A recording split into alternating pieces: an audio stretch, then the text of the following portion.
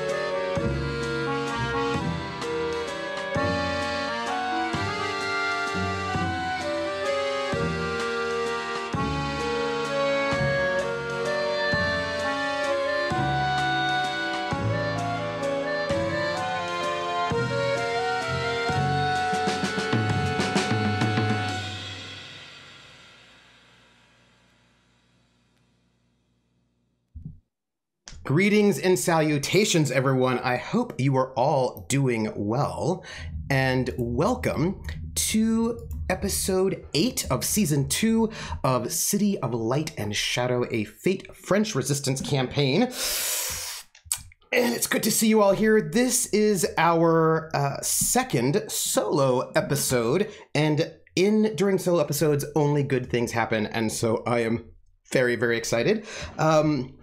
I want to thank everyone here who's here to watch the show and support us. Thank you very much. You are awesome. There are many ways you can support us if you want to, and the most important way you can support us, whether you are on YouTube or here live, is to just tell your friends that we are streaming, running. Let them know about us so they can come and watch us as well. And, so thank you for being here. You can also, if you like, there are a couple of things you can do. Otherwise, you can join our Discord. We have a Discord. You can join it, and we all chat there about the show and generally just have a very nice life. You can also, if you like, give donations of tips and bits. And if you do, we will read those out during the intermission and also the break. It's just so you know. And all tips and bits go to support the cast. And our artist and our all of that goodness. We also have a Patreon, and you can support there, which is Patreon at academicfoxhole.com, and that also goes to help support the cast.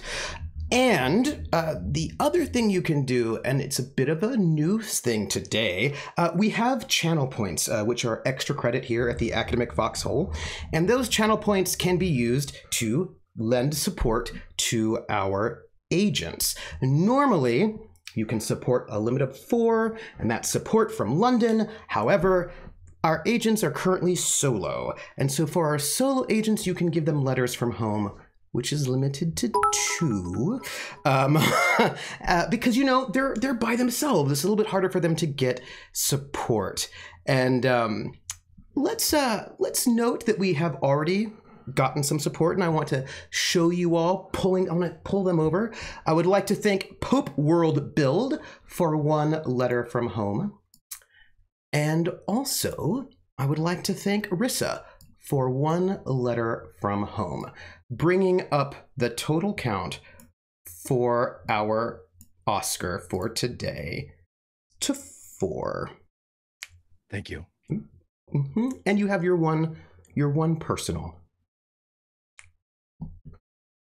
You probably won't need it at all. I'm sure it'll be fine.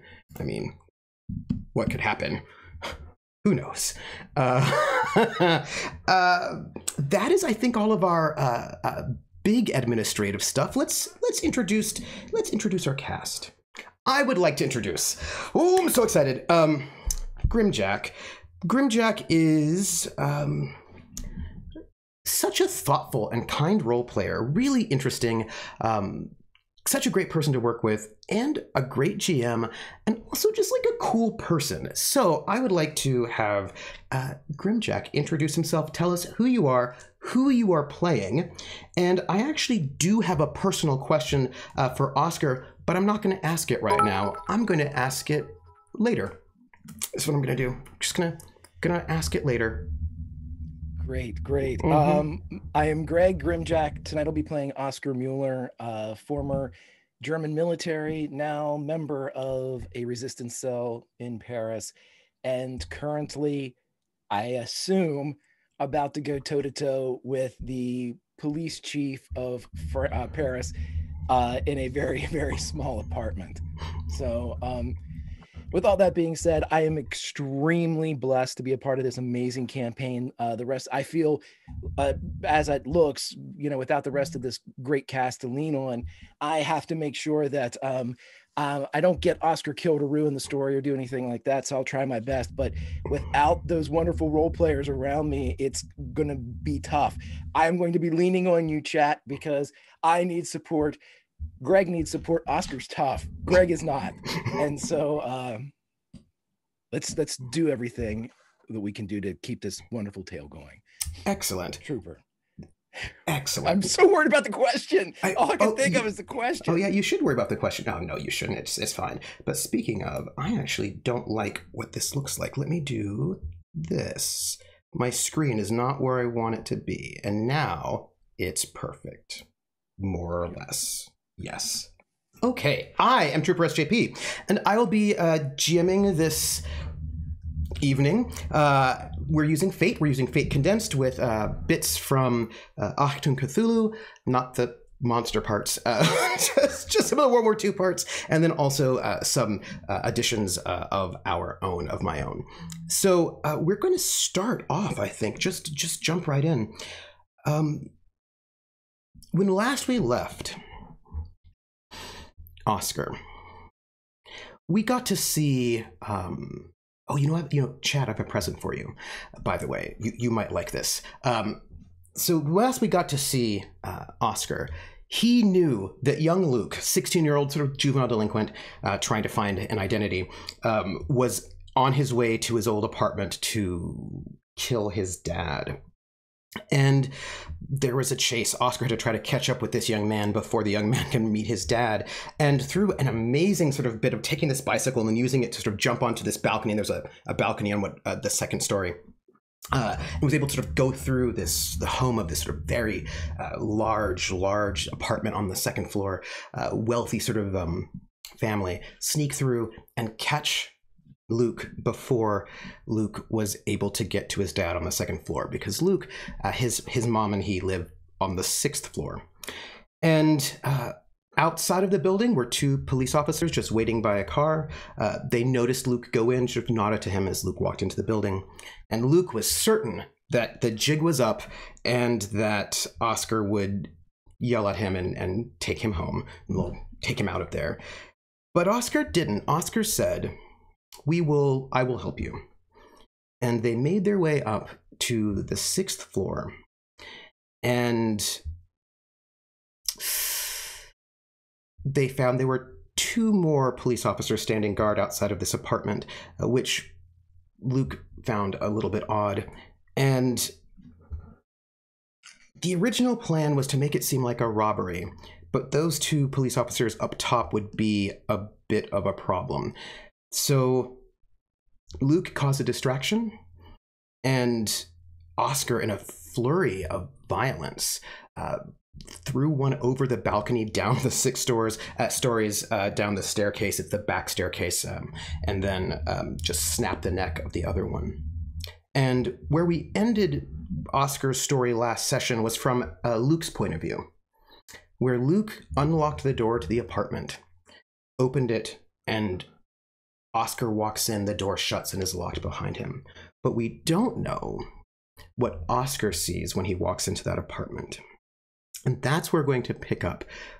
But we do have 2 things first. One is a present for you as the audience, and one is a present for Greg as the player. So the present for you as the audience, because I care, is I'm going to just hit right over here for a moment. This apartment is... where did that go? There it is. This apartment is on the 6th floor of a Haussmann building, which were all built into the 19th century. And it's a sort of a class stratified building where the bottom floor is all sort of shops and businesses. There's a really sort of small floor right above that that's quite small that has people who work in the shops might live in those apartments. And then you have the main 2nd floor, which is like a huge, it's where, and oftentimes that entire floor might be one person's floor. Some rich person has the entire floor, maybe 2. And then you have floors 3, 4, and 5, which are also for people who are wealthy, but less wealthy than the people on the 2nd floor.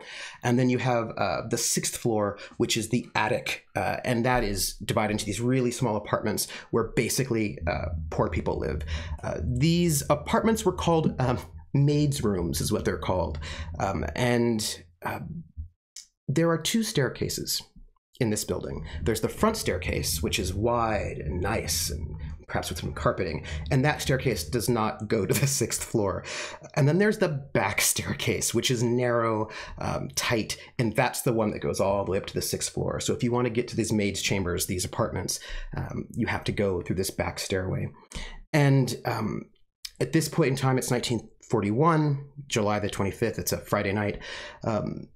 These hallways are very, very narrow, and the apartments are very, very small. The apartments do not have toilets. There's a toilet in the hallway. They also don't have sinks or showers. There's like a spigot in the hallway itself that you can go and get a bucket, get some water, and sort of bring it in. These are very small apartments. They average around 10 square meters, or like 100 square feet. And so that you all can get a picture of this, I'm going to just show you like a little 1-minute video so that Greg can catch his breath of what this place would look like, just so you can get a bit of a sense of it. So this is for y'all.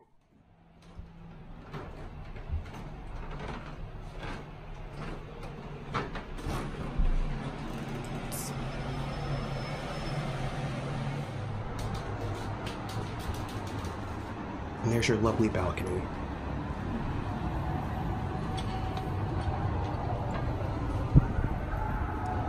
Just big enough to throw somebody.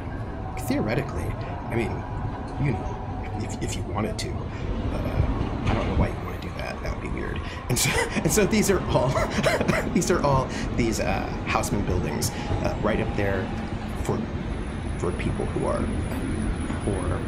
Really, yeah. So yeah, that's it. Just tiny little place, so that you as the audience can know what we're looking at. And Greg, I want to tell you a story. Are you ready? Okay. Yes, no, but I will listen. Mm-hmm. So interesting. There's a TV show that if you've not watched, I recommend it. It's really good. It's a reality show. It's like 8 episodes perhaps, or 6 episodes. It had more than one title. There's a British title and an American title. It's on Netflix. And the American title was something like Churchill's Secret Agents, The Next Generation, or something like this.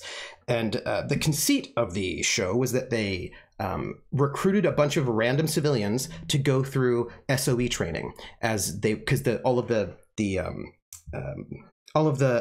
training manuals have become declassified, and so they did this reality show where they took regular people, as many of the people who were SOE were regular people, and they put them through this training. And there was one particular moment that I found very interesting, and I thought, I hope that one day I'll be able to be in an RPG where this one particular thing might crop up, so that I can model this very interesting thing, in the game. And guess what? It's now. It's now. It's now. Okay. Mm-hmm, mm-hmm. So what was the thing? The thing was they had a mission. They had to do all these various missions, as these agents. And the mission was that in this one particular mission, there was a room, an office of let's say a Nazi officer. And their mission was to go into the room and kill that man. And so they had to, this was part of their training. They had to go into the room and kill the Nazi officer and then get out. And each agent was standing outside of that room.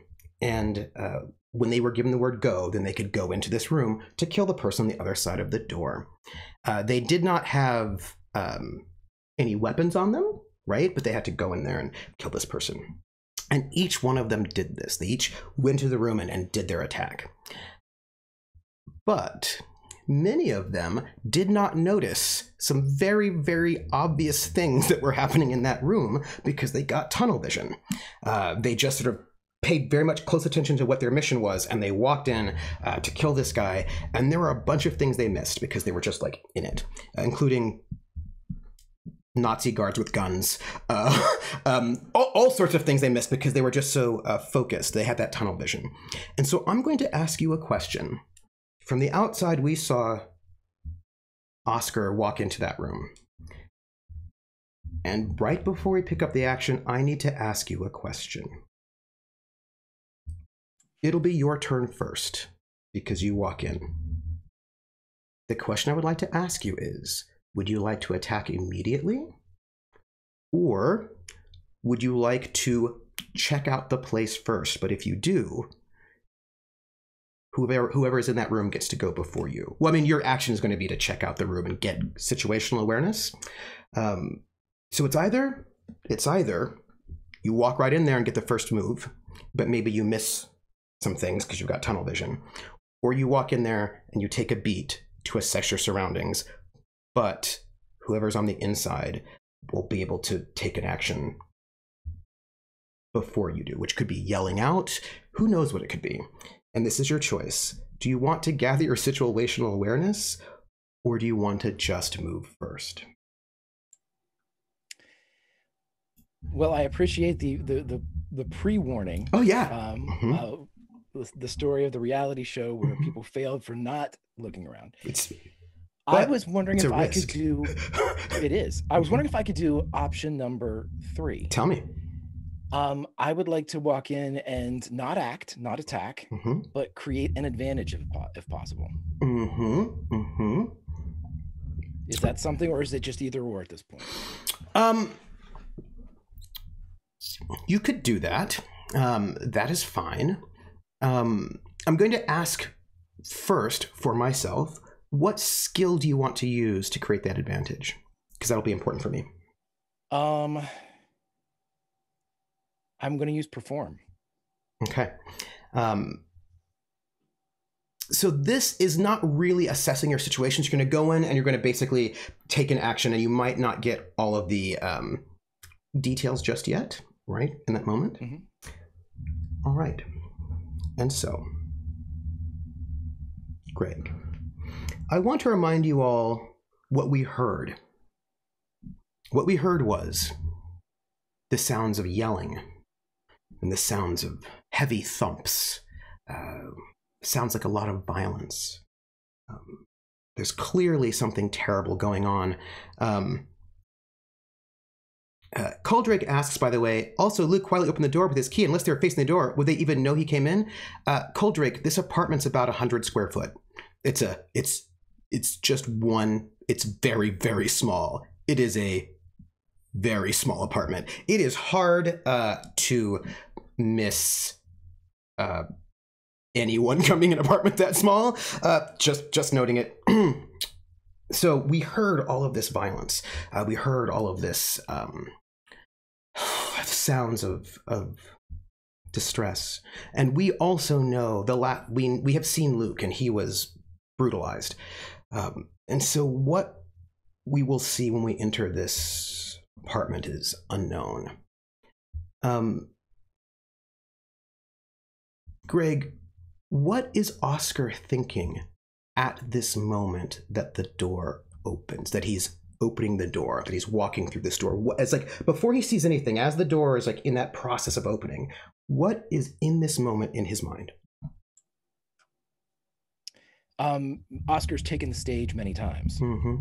And though it has been quite some time since last he took to the boards, he remembers the feelings and the nerves that you walk out on. But he, being one of the lucky actors, has been able to push that aside and use the fear and use the excitement to focus. And so when he walks in, it's not what he's thinking. He's not thinking of anything. His mind is blank. And when he's aware of Luke, and he is focused on what is in front of him, he is focused on the audience unseen. And you step in to this apartment. The door opens. And what you see is a scene of absolute chaos. The apartment itself is minuscule and tiny. They have tried to make some kind of life in this small apartment. And all you notice, sort of like just straight off, is that you can look at this map, and the map looks like what this apartment would look like were it not destroyed. This is not really what it looks like now. You would have seen a bed with a small steamer trunk, a curtain covering up another bed with another trunk, a table with 2 chairs, some shelves, and then like a stove in the corner, a cast iron stove. That's a picture of what that kind of stove looks like. So like a little cast iron stove. At this point in time, it's you're like 11 or midnight, it's around there. This place would be it's also summer. It's probably about like 80 degrees right now outside, a hot summer night in July. And this place would theoretically, that stove would be off at this point in time at night. There's no need to spend your wood or your coal, when those things are very expensive to get and difficult to get, on heating a stove when it's so hot outside. But this, and I don't know, maybe you expect to see Luke's mother beaten and bloodied, but what you see instead is one chair right in the middle of the room. And in the chair is Luke's mother. And she's sitting there. And her hair is disheveled, sort of a strand of hair falling in front of her face. There is blood coming out of her nose. Clearly she's been hit. Her clothes that she's wearing are rumpled and a little bit ripped. But other than that, she looks, she also has clearly been crying. Physically, besides just the sign of blood coming down out of her nose, she looks, and the tears and the disheveledness, she looks physically fine. And she sits on this chair, completely still. Her clothes are dirty. They're the kind of clothes that you would wear when you're working. It's a blouse and a sort of a loose skirt. And she looks like, she could have been washing, perhaps. And the apartment, the scene aspects are everything is broken and all is chaos. The table has been split in half. The other chair that she's not sitting on, the legs have been broken off and it's turned aside. The 2 beds, the curtain has been ripped down, pulled to the floor. The 2 beds also have been broken, stomped, so that they are no longer, you cannot sleep in them anymore. The 2 trunks, they've been opened and tossed around the room. There are gouges in the walls. Everything that was in those trunks is out on the floor. You can see what you assume must be Luke's Zazu clothes, his one good suit. It's just everywhere. There's some books scattered everywhere on the floor. There are dishes on the ground. They're broken. The shelves, which contain some of their small food and some other things that matter to them, all been pulled aside onto the ground. Everything that they own that might have meant something to them, that gave them a life, has been broken, has been stomped and crushed. All of that violence you heard was violence against anything that made this place a home for them. And there he stands. A tall man. You don't really get him fully because it's a very quick moment for you. He is immaculate. His uniform, it's a dark blue, and he's still actually wearing his policeman's cap, which is beautifully gilt with sort of silver filigree on it. This sort of dark navy blue uniform, all of his buttons completely shined. Creased, his pants are perfectly creased. And he stands there, sort of looming over her, facing towards her and also towards you.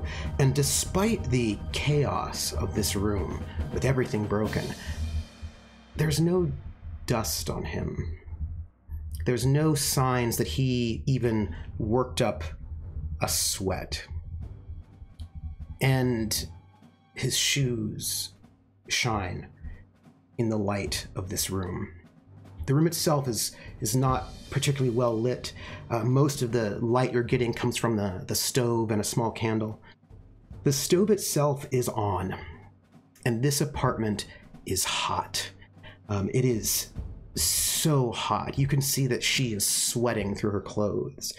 He seems cool as a cucumber, at least physically, but you recognize in an instant the look in his eye, and he has a look of restrained fury. He has such an overwhelming tension and anger, like a spring about ready to strike. At any moment, whatever is being held within him could come free, and when it does, you know it will be another round of violence. And that is what you see. What do you do? I may have changed my mind, Trooper. I may elect to, if this lovely gentleman is pristine and the room is destroyed, he likely wasn't the one that was destroying it. Oh, he was. He just makes sure that he keeps himself looking good. Because he cares about that. He cares about his own appearance. Other people's appearance, a little bit less so. Let's put it that way. Trooper, then I would like to create an advantage, if it's possible. Please? Using perform and acting, I would like to create the advantage. This is my town now. Ooh. Because I am German. I want to create in him a sense of what should I be doing? Is, Germans that are in Paris at this time are part of an occupying force. They are citizenry. So I would like him to second guess anything he would like to do. Give me your perform. Give me your perform. Ooh, great. It's very good.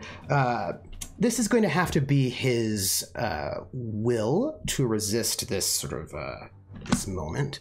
His will is excellent. Sure. Fair. I have not that many fate points right now. All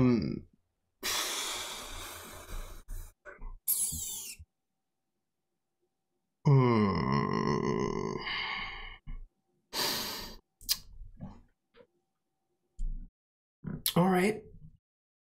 I'm going. Give it to me. Give it to me. Give it to me. Okay, so if I can do this, is there any benefit for me, again, learning fate, everybody, so take the adventure with me. If I would bump this up by 2, that would be succeed with success. With style. Yes, yes, that is correct. Succeed with style. So that at this moment, because I'm like, do I spend one of his boosts right now? I don't know. If you boost it, you will get 2 free invokes. If you don't, you'll just get 1. Let me just stick with the 1 invoke right now. All right. No, I take that back. Scratch it. I want the 2 free ones. Give me the 2 free invokes. Okay. Are you using one of the group ones? Yeah, I'm going to spend everybody else's first. It's fine. I'm just asking. Let me give you this aspect. And this is my town.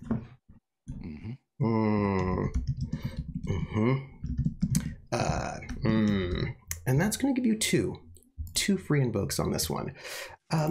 So tell me, how do you walk in here? I should also note that you have 2 more advantages on you right now. You have oh, I'm actually, since we're here in this room, let me copy them over so I don't want you to forget them. You know that's important. I have the you're locked in here with me. I'm not locked in here with you. Yes, you do. And I just want to make sure you don't forget that you have them, because you're kind of in a bit of a state right now, as you know what I'm going to say. There you go. That's for you. Give it to me. You walk in. And he's looming over her. His arms are down by his side. This place is sweltering hot. And he is pristine, but this place is a mess. And when you step in, he looks up at you, of course, like to see who this is. And Oscar puts on a look of disgust, even though he's dressed fairly middle common. All of a sudden, he is the king on the stage as he walks in, and he looks with that elevated German chin and the gaze that passes down the nose as he sees the mess. Is this your son? Who are you? I asked you a question. Is this your son? And he looks, because Luke's outside, right? Luke did not step in. Right, yeah. I forgot. I forget locked behind. Yeah, because you did not want Luke in that room, so Luke is outside. Let me rephrase then. Is your son's name Luke? He's going to assess you, my friend. He's going to use his a particular attention to Germany's ass. Yes. I hate to tell you, this is actually very difficult. His empathy is quite low. So I realize that might shock you, that his empathy is low. However, it is. But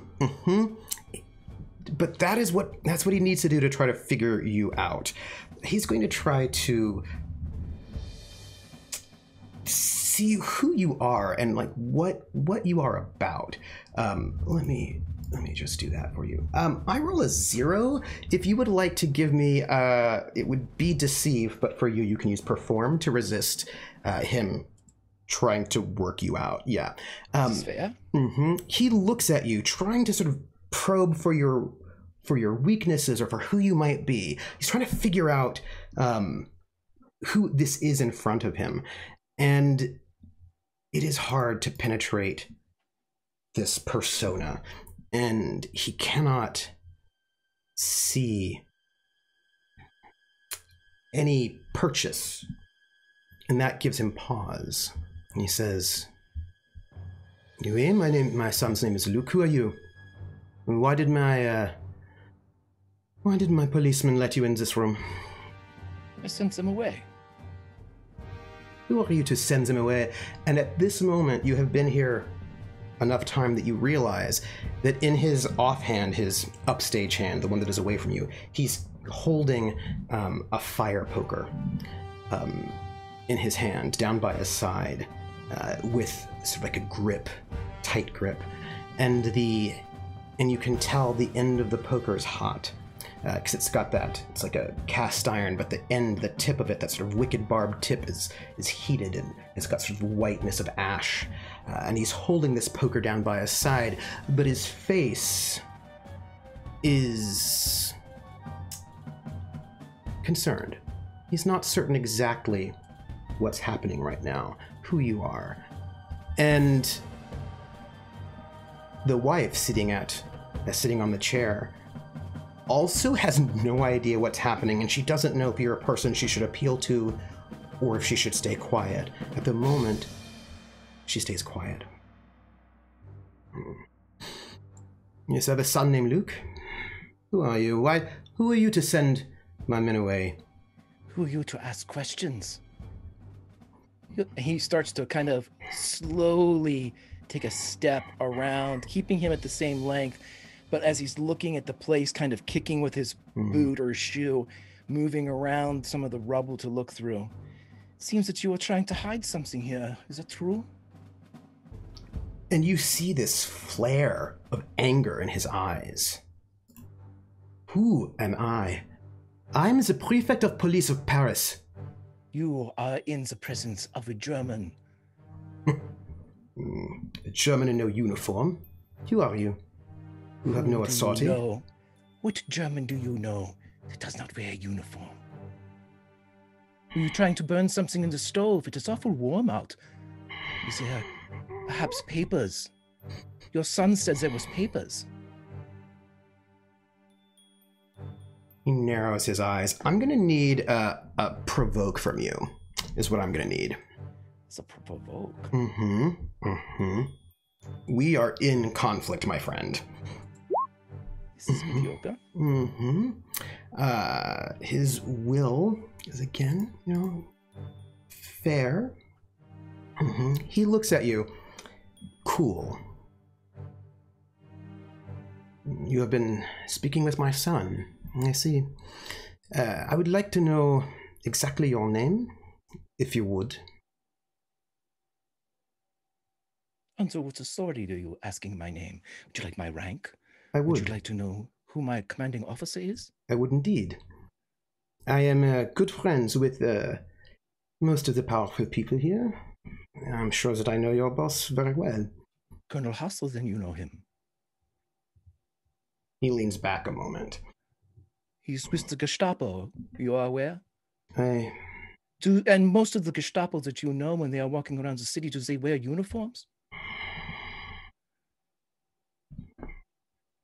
They do not. Well, then, I think that we have uncovered many things here today. One is that I am a German. Two is that you are burning something in the middle of summer. And three, that your son has come to the Reich to tell them of what you've been doing.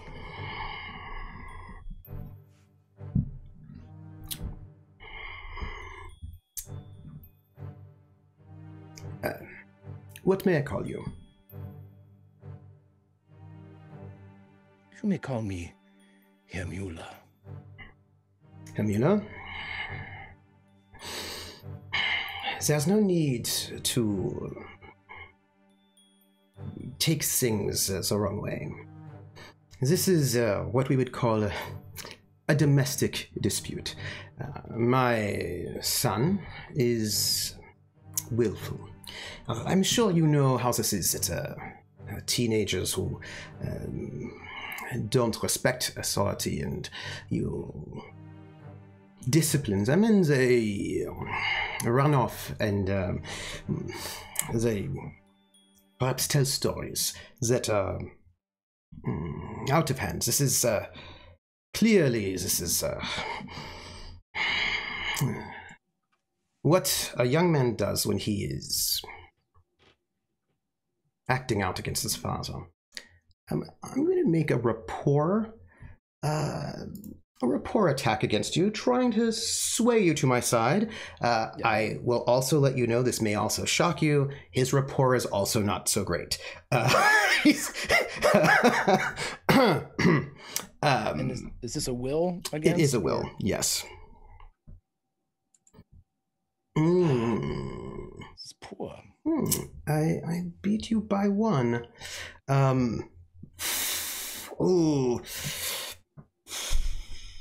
I am going to invoke an aspect to bring that up to a 2. It's not good. I'm going to invoke his aspect. When he talks, people listen, as his authority, leaving me with 1. Bringing me, that's a 2, so you have to take 3 stress. Can I invoke as well? You can. I'd like to take one of my "This is my town" and one of "You're locked in here with me." Ooh, yeah, that's fair. That'll bring you up to a 3 versus his too, so you take no stress at all. So he says, I am the prefect of police. This is just a little misunderstanding. It's my son acting out. It's nothing more than that. Yes, he told me that you have not stayed with he and his mother for quite some time, and since when you came back, you have filled with all of these ideas about the Reich and about the fatherland. And it seems to me that your wife does not share your new views, nor does your son. My views are that I welcome friendship with the Germans, of course. I'm a friend of... your Colonel Hassel is, you could speak with him. I've spoken with him. We are colleagues. We are Why would I listen to a word that you say while you are holding a weapon in my presence? And he indicates the poker. This poker is, it's not, I actually think this here is a create an advantage roll, is what this is. Okay. I think you're trying to create an advantage on him, and that is, I think you want to put a condition on him, and that condition is disarmed. What skill would you like to use to disarm him? I'm tempted to use fight here just to kind of threaten with physical, but he's not at this point, so I'm going to stick with perform. He's using the space. He's using the stage. Okay. Fair. Yep. Get one of those terrible zeros. You can get some better rolls there. This is going to have to be his empathy, which is not great, but that's to see through some of your lies. Okay. He looks at you. You're large. He looks at the room around him, and it is not looking good. And he smiles. Forgive me, I do not mean to, not being threatening. We are colleagues here, of course. And he moves carefully towards where the stove is. It's difficult to actually maneuver in this space because the floor is just covered with dishes, and everything is like any kind of movement's a little bit tricky. And he takes the poker and he places it on top of this stove. And I'm going to give him, because you did, the condition disarmed. And that disarmed condition, which you have one free invoke on, gets rid of his wicked poker aspect. It is not currently his. So he puts the poker down, and he smiles warmly, although the warmth is, his teeth show a little bit too much. The warmth does not reach his eyes. The only thing that you see in his eyes is anger. But his words are friendly. And he says, look, there's no need to get,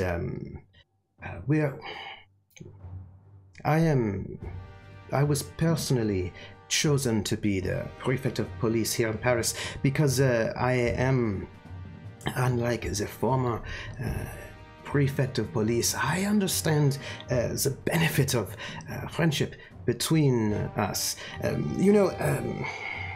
Listen, this is something that really we have no need to get into difficulties with. This is nothing. You wish to settle this as men and colleagues, and just to, as a misunderstanding needs to be worked out. Yes, of course. This is what I'm saying.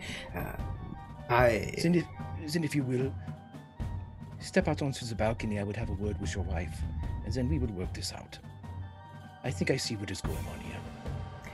The minute you say that he should step outside, he looks suspicious at his wife.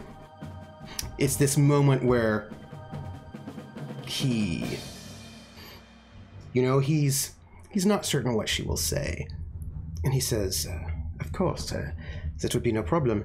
And he turns to her, and he smiles at her warmly, and he says, Mon chéri, I will step outside so you may speak with this man. Please, of course, I want you to tell him the truth. Only tell him true facts, for the family. And he leans down slowly to her, and she Oscar does flinches. too. Oscar leans into them. And he kisses her on the cheek. And he will, for his turn, will create advantage on her, not on you. And he's going to use his provoke, which is a +2, which is a great. He also has a stunt, which allows him to get a +2 on any provoke after he's hit someone in that scene. So that's going to be a 6 for her, against her. And she's going to roll her will.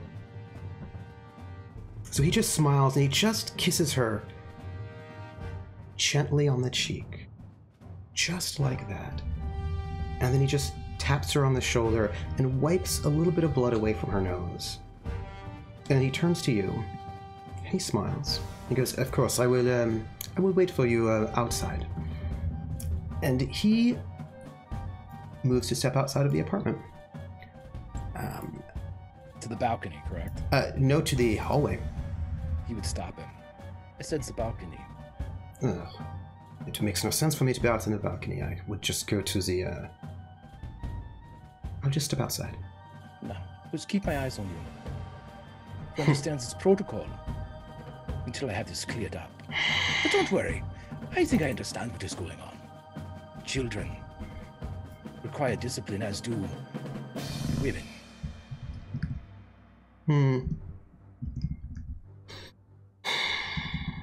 He thinks this over. He nods briefly. He thinks about it. All right. It's fine. And he just gives her one more look because he doesn't trust her. And he looks back the long, long way towards this balcony and all of the chaos. There's washing on the floor, and he moves slowly towards the balcony, and it's a little bit tricky to do so. He actually has to use up his action to move through this room. He can't do anything else because it's so cluttered that you have to really concentrate to get through, to not slip on sort of whatever's underneath, like this shirts and sheets.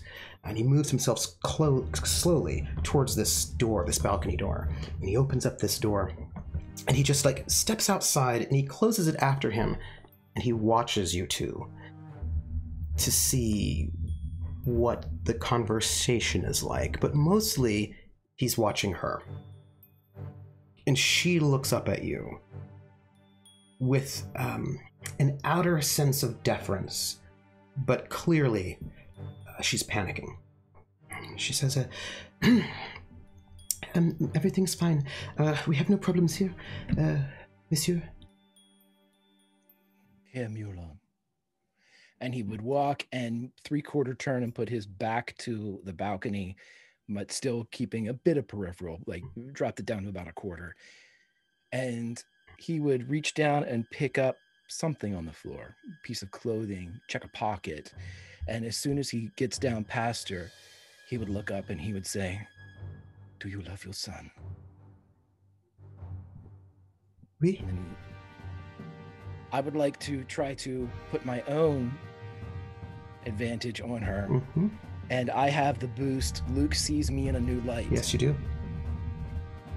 So if he needs to convince her that he's trustworthy enough to share something with, or at least at the very least, Mm-hmm.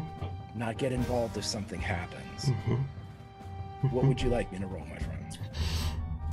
This would be rapport. If you're being friendly. Empathy? Empathy is to read people. Rapport is to influence them. Okay. Mm. Terrible, terrible, Mm-hmm. terrible. Oh, that is a terrible rapport. It's a terrible rapport. And she looks at you. By the way, that was a bad roll for you. She looks at you. I'm going to spend a fate die to re-roll that, because that's Please do. 3 fails there. She rolled a -2, by the way, because she is not. She's like a regular person. Do you know what I mean? Like, she is a regular person. Then if I use the boost that I have, That'll put you at a 2. okay, Mm-hmm. and I That's 0, which means you beat her by 2.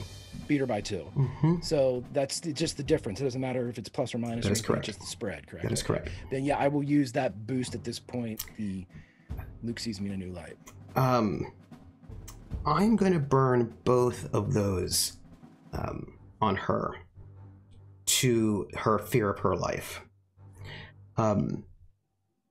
To put her at a 2 versus your 0. Then at that point, She hears what you're saying and she nods and she says, Of course I love my son. I'm only doing what I need to do to protect him.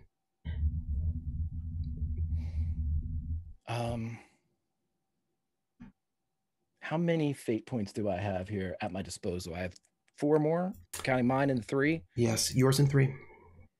And what happens if we tie? If you tie, what will happen is that you will not be able to create an advantage on her, but you will get a temporary boost. That's all I need then. Just a temporary boost is all you get. Oh, She's come up by on 2. now. And you can tell. You know what? No. I'm going to let this decide the way I wanted it to. I'm going to spend 2 fate points so I get the advantage. Yes, you do. Okay. Okay. What advantage would you like to put on her? Actually, I can just do this. Friend of Luke's. Mm-hmm. That overcomes the one that he put on her. That one's gone. And she looks at you with fear in her eyes and distrust. And she says, my son is everything to me, and I would do anything to protect him. And that is what I am doing. Then let us save him. What is he doing? My son? He gestures towards the balcony. What is he doing? He just wants us to be a family again, that's all. Do you love him? Do you love him more than Luke? No. No. Since this is a night of change and decisions, you've made yours. It is a strong choice. Monsieur, you do not know him. He controls everything. I know him very well. For you see, he is my father as well. And he looks around the destroyed room.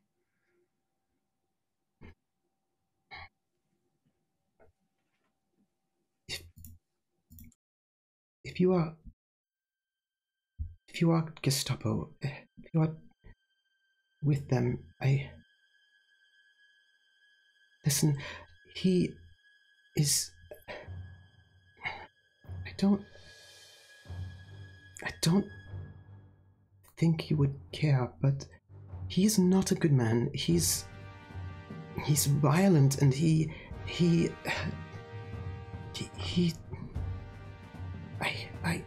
he tells me that you all trust him and that he is unstoppable and that he is everything in the city. But I'm telling you, and she reaches out and she sort of kind of grabs your hand with a surprising strength.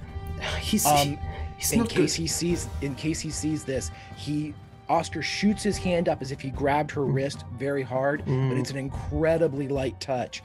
And because his face is turned, he just looks her in the eye and just kind of kisses her hand for a second as he sits there, but he even shakes his own hand like he's forcing her back. And on the other end of this door, not hearing what you're saying, but only seeing the gestures, Luke's father, Francois, is trying to assess what's happening here. And she says, he's not a good man. He's violent. He's full of rage. He's not I don't know. He's not... Please don't... I understand. Here's what I need you to understand. And you and Luke must tell a story.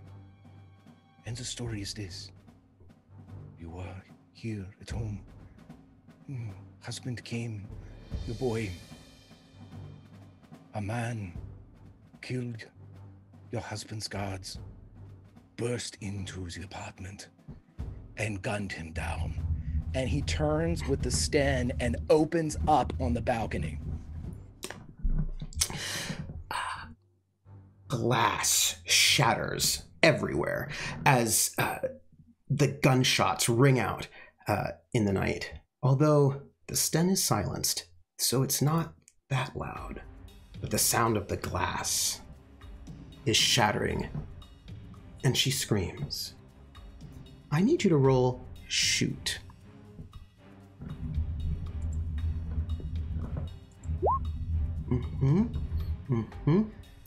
I'm gonna get my athletics in here, if you do not mind. That's by 1. Okay, I have... Let's see, I'm gonna, at this point, I would like to... How many fate points do I have here? You have 3 group, 1 personal, and you also have a couple of boosts. Yeah. Right. You actually have 4 that I can see.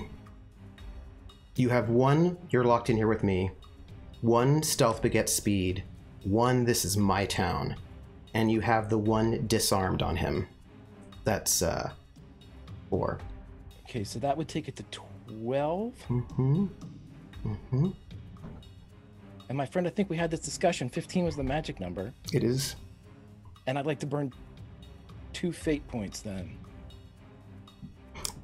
On which aspects? What is your justification? Empathy above orders, my trouble aspect. Yes. And? So do with that as you will. This is Oscar. Oscar's a wanted man. And so Oscar is doing something that is decidedly opposite of what a wanted man should be doing right now. And that is killing somebody that is friendly with the Nazis. And so he throws it all into. So that one, and I'm also, if I have to do I have to invoke 2 aspects? Different aspects for each fate point. The other one is won't burn the bard, because there's a reason that boy didn't burn that book. Yeah. And that was fueled by the father that boy had as well. Yeah. That is 16 plus 3 for the gun. Tell me, how do you take him out? As he's standing there looking at you, unarmed, on the balcony, right outside on the 6th floor of this apartment, looking to see what is happening. Tell me how you do it. Well, as the whispers fire out of the gun, the zips, as you hear more of the slide than anything else, as he sits and fires the sten, as the glass crashes and as she screams, he actually waits for the scream to die down as he takes the shots and lets the rest of the glass drop. And if the bullets on this gun are not necessarily high caliber, but a lot of them do the trick. And as he would walk forward to the tall man, he would step nimbly through the minefield of cluttered objects. And as he walks to them, he takes the pole that was part of the with the curtains on it, and he reaches it out and pushes the man with it and says, "To be or not to be." And silently, in the dark of night, because we just had a new moon and there's no light anywhere in the quiet city, wordlessly, this man, whose uniform was so perfect, but now stained with his own blood and shards of glass, and a look of shock in his eyes, as he is pushed over this balcony and tumbles through the night with a thud. He would drop the pole where it is. He would turn to Luke's mother, her face is white. She has a look in her eyes that is some kind of mix of terror and relief. He says to her, "Power can never defeat love." And he goes over and opens the door from the inside. "Luke, you must need you." And he is standing outside, and his fists are clenched, and you can see that he's ready to fight if he needs to. And the makeup is still done, and he's still looking great, except for like the mask is off and the black eye is there. And he steps inside and he sees his home completely destroyed. And he looks at his mother. And he looks to find his father, but he doesn't see him. And he's confused. And he looks to you. Oscar, where's my father? Where did he go? Luke, you can be whatever you want to be.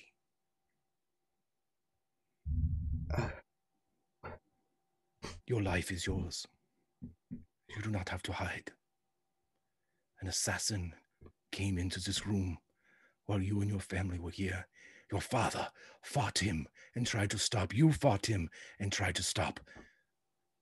He threw your father over the balcony, and you shot at him. He grabs the pistol out of Oscar's hand and fires it into the door frame and hands it back.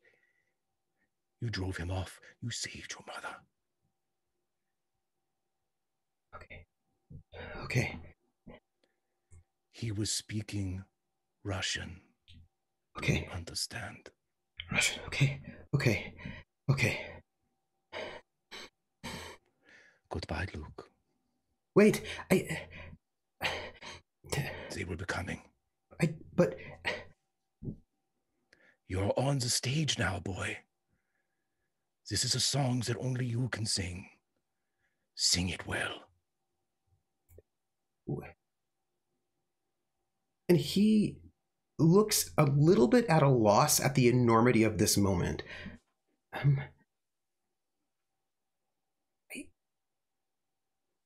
Okay. Oscar will spare a moment to look at the mother. Your boy fought him off. Did you see that? See it in your mind. Your husband fought valiantly, but he was overcome. But your son fought him off. And Oscar leaves. And you shut the door behind you, I assume. He kicks it in. He turns and shuts it and then smashes it off its hinges, breaking the lock. And they're startled. but you see that he comes to his mother and he holds her, and she holds him, and it's unclear who's comforting who at this moment, as they both cry. And you know you don't have much time before those guards in the front of the building make their way here. He knows, but he does spare a beat, maybe two, as he sees a mother and son holding each other amidst the destruction of a house, of the ruins of a domestic sanctuary. And he doesn't see Luke and his mom. He sees himself and his mother, and then he leaves. And if I remember correctly, you have one fate point, and there's one group fate point left. Yes. To get down to the 5th floor, you need to take this back stairwell. Right. After that, do you want to take the back stairwell or the front? Can I cut back to the door we left open on this? Can I go across the 2nd floor and see if I can go out the side? Yes. If he can retrace himself. But which stairwell do you want to take to get down to the 2nd floor? Well, I can only take the back, right? Except the front staircase goes to the 5th floor. So you could take the back all the way down to the 2nd, or you could take the back to the 5th, go across, and then go down the front stairwell. I just want to know which one you're wanting to go through.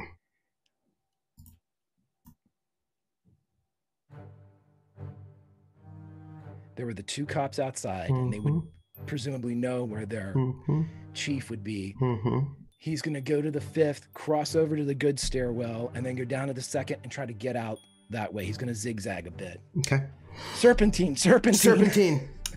You don't need to roll for this. You go down the front stairwell as they are going up the back stairwell. You are on opposite ends of this building. The help, their stairwell is quite far away. And you make your way down to this 2nd floor. This wealthy apartment. And the door is still cracked open. And you make your way through out to the balcony. And this balcony is beautiful. It stretches all the way around the building. And maybe it catches your eye. A beautiful painting in sort of on the wall of this apartment as you leave. Climbing down is easy for you. It's not a problem. And your bicycle is there on its side below the window, where it sort of collapsed against the wall of the building. What do you do? He's not going to go back out the way that he rode into, but he will ride down the alleyway and turn away from the building as soon as he can. And as you ride out upstairs in that building, 2 police officers are going to ask some questions about what happened. And they will inevitably bring both of those people into the station house for questioning. And that questioning will take place, who knows how long it'll be, as Luke and his mother are questioned. It's the middle of the night. Where do you go? He can't go directly back to Bricktops because there's the chance that somebody saw him. There's the chance that somebody's waiting to see where he goes. So he would ride, and whatever rooftop he used to frequent as a German soldier is where he would go now to kind of, I'm going to cross-reference comic books a bit, but just Batman out a bit and just sit up there and kind of wait until whatever's going to happen happens. And he has a moment to see if anybody's watching, following, spying. you're up there on the roof, and it is beautiful. It's a beautiful evening. It's quiet. There are no traffic. We're in the middle of a it's curfew's already on, and we're well into curfew now. And the city is just quiet. You can see the Eiffel Tower in the background. Lights all off. It's strange. The city is so empty. I wanted to ask you, had Oscar ever been to Paris before? Before all of this? Yes. But it was more of a waypoint traveling through. Like when he was on his way to Spain, he happened to come through the Paris way. Being a hub, especially, for all points west and things of that nature, he's traveled through but not stayed. This is his first extended time in Paris. Were you overnight? Mm-hmm. When you were there before, earlier, it was so bustling. It was so full. The night was full of light and full of life. There were millions of people in Paris then. And at this point in time, when you were here the last time, people would probably have been coming out of the Moulin Rouge laughing and drinking, and there would have been neon lights, and the street lights would have been on, and it would have been a place of wonder, a place of beauty, a place with such a history, full of people. And maybe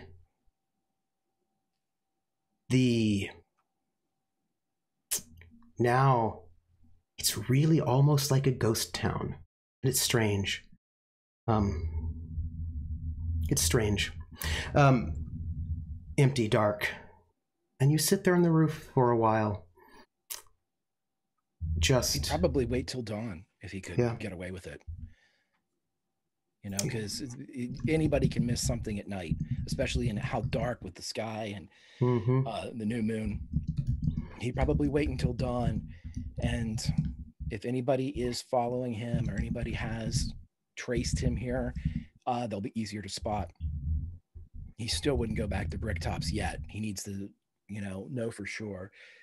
Probably go to any of the higher congestion areas, the market, any type of, I know that they used to line up for work and whatnot for the German infrastructure labor. He would probably go through those areas, keeping an eye out to see if anybody's watching him. He would go past some of the postal drops. He would go in and, just kind of buy a postcard and mail it just to see if anybody shows up. But he would, go through the whole thing of actually, mailing something just to see if there's any familiar faces in the line behind him or outside. I'm going to need an awareness roll from you. I was hoping I just made it. 3 is good. It's good, yeah. You're standing there. You don't see any of the soldiers that you were stationed with, of course. As you stand in the bright light of dawn on a Saturday, people moving to and fro. But someone's always listening. And you notice them, 2 men, not in uniform, but you think that one of them you remember from Gestapo headquarters. One of them. And that one looks at you as you sort of drop off a postcard and nods to his friend. And they very quickly start moving towards you. Very quickly. With my awareness roll, is there a back door to this post office? There is. There is a back door to this post office. I'd really like to take that one. And with his champion quads, I would like to begin to do the Ed Rooney fast walk, which, if you've never seen Ferris Bueller, is just real fast when no one's looking and then real slow when somebody is. Hey, Greg. Oh, God, yeah. May I ask you a question? No, God. Yes, fine, what? This is not the question. That'll come later. I thought, my God. Oh, no. The question's coming later. I'm sure. Would you like a fate point? Oh. Would you like a fate point? I would love to give you a fate point. Now, if I don't take it, I get something bad, right? I have to spend one. Isn't if that how you it do works? take it, you get something bad. But if you don't take it, you have to give me a fate point. I can't. I can punch my way out of this. Yeah, I'll take a fate point. Give it to me. Sure. I'm gonna give you a fate point. Why? Because I like you. You make your way out the back of this post Chad office. is not happy with me. That's okay. Hey, chat, it's okay. We're gonna give him a new fate point. It's cool. You make your way back into the back of this alley, and you know that this alley will give you freedom. Except fate intervened, and in the back of this alley is a van. A Nazi van, and a group of soldiers with guns. And they see you in the back of this post office coming through the door, and one of them says, what do we have here? Seems we have, someone we want to have a little bit of a question with, In the van, we have friends that perhaps might want to interview some sort of, what are you? Criminal? Black marketeer? Let's see your papers. Papers, please. How many are there? There are 4 with guns. I can't punch guns.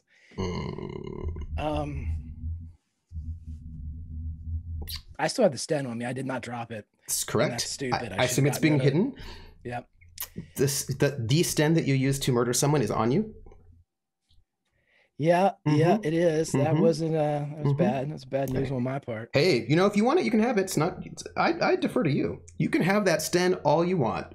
All you want, you can have it. Incriminating stens, I love it.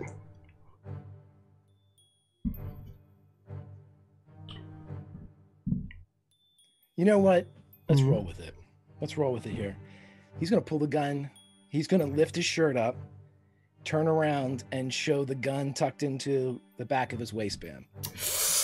The men go on alert. They pull up their guns and they point them at you. Drop the weapon! Drop the weapon! Drop it! I'm not holding it. One of them comes up, pulls it out of your waistband, and tosses it to the side. We don't need to see your papers anymore. Get in the van. Move. Yeah. He goes and gets in. In this van, there's no one else in here.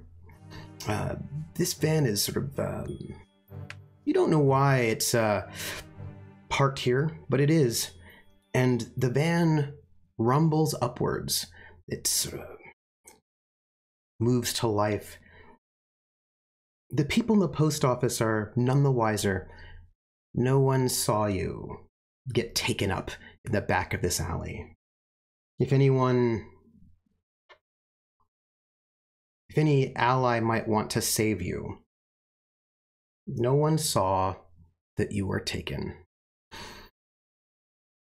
And the van moves itself through the busy streets, fairly light in traffic, because the regular civilians don't have much, can't get gas. The windows are blacked out. No one can see who's in that van. There's no one to know that you've been taken, that you are alone. And the van itself moves down to the Avenue of Horrors, Foch Avenue, where the Gestapo and the SS make their headquarters, where they torture people every day for information, where they get denunciations from people. The place where you worked. But the van itself doesn't stop at Gestapo headquarters, where the torture chambers are. It goes a little bit further down the avenue to a smaller building, which, I don't know if you would know this. You haven't been in the city very long. The Gestapo has more than one building. Some buildings are a little bit more public and open, a little bit more exciting. Some are where you might take people if you wanted to torture them in a little bit more privacy. Maybe you might be afraid that there might be too many eyes and ears in the headquarters and that people might leak information, you know?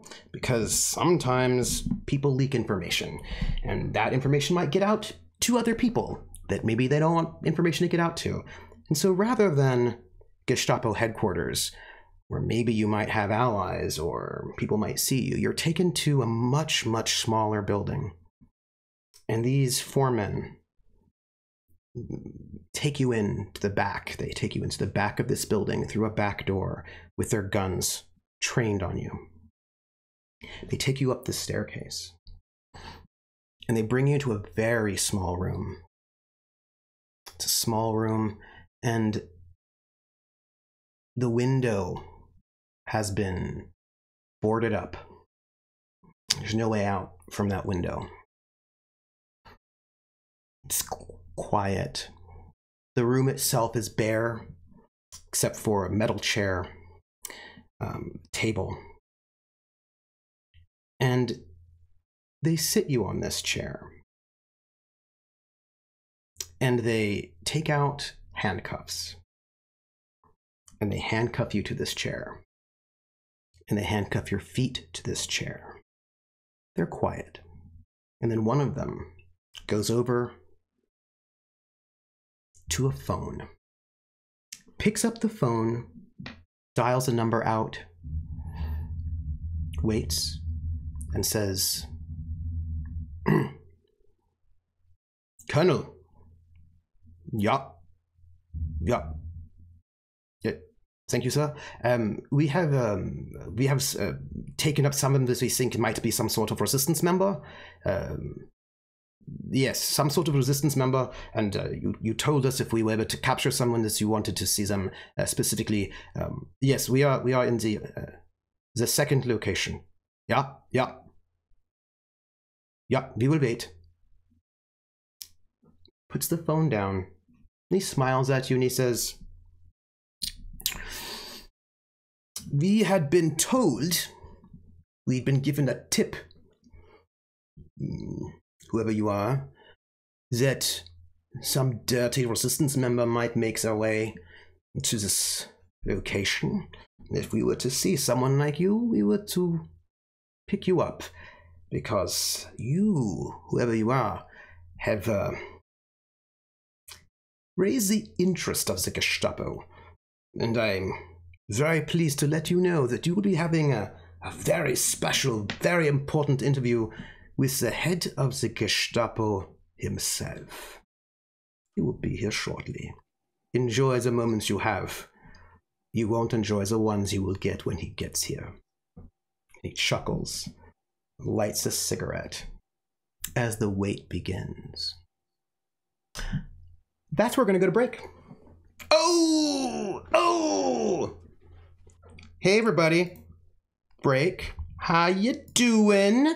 Oscar's gonna be fine, I'm sure. It'll be great. Let's read our donations. We had a couple that came in. I want to say thank you, Krellin, for the resub. I will sing for you later. I would like to thank Rissa, donated some bits, 500 bits, who said, punch some Nazis, Oscar. It'd be a little bit difficult with the handcuffs, but it's cool. 100 bits from Krellin for some cheers. Bits for Oscar. I think that was probably for a little bit of murder. And then Pitter Patterer donated $20 for our Oscar, and I hope this will work out for you. We are going to leave. We're going to go into break with Oscar handcuffed to a chair by his hands and legs, waiting for a very special interview with the head of the Gestapo. Goodbye. We're going to go to break, everybody. Enjoy a little bit more of your War Bond radio show. War Bonds, everybody. Drink some fluids, stretch your legs, and when we come back, like Regina and Sylvie before him, let's see whether or not Oscar can make it through this. Let's see. Ladies and gentlemen, you are about to hear the United States Treasury Hour Millions 40 Cents. The network time for this hour has been donated by the Texas Company.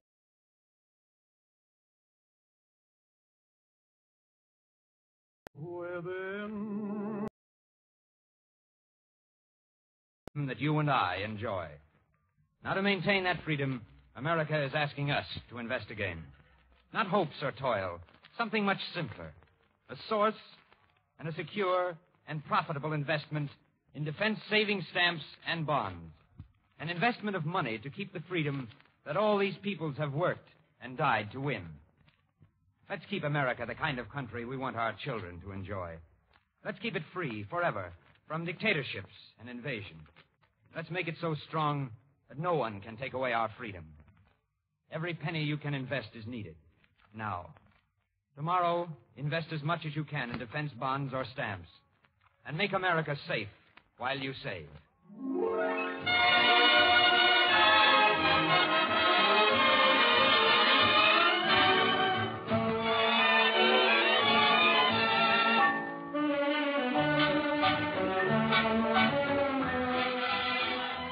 The Treasury Hour Millions 40 Cents will continue immediately after a short pause for your station identification. This is the Columbia Broadcasting System. KNX, Columbia Square, Los Angeles.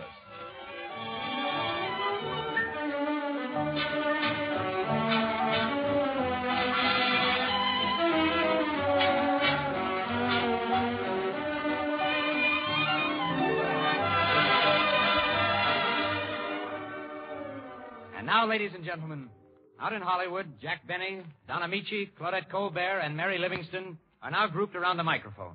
As to what will happen, your guess is as good as mine. Take it away, Don Amici, in Hollywood. Thank you, Ty Power. Good evening, ladies and gentlemen. This is Don Amici, your master of ceremonies from Hollywood.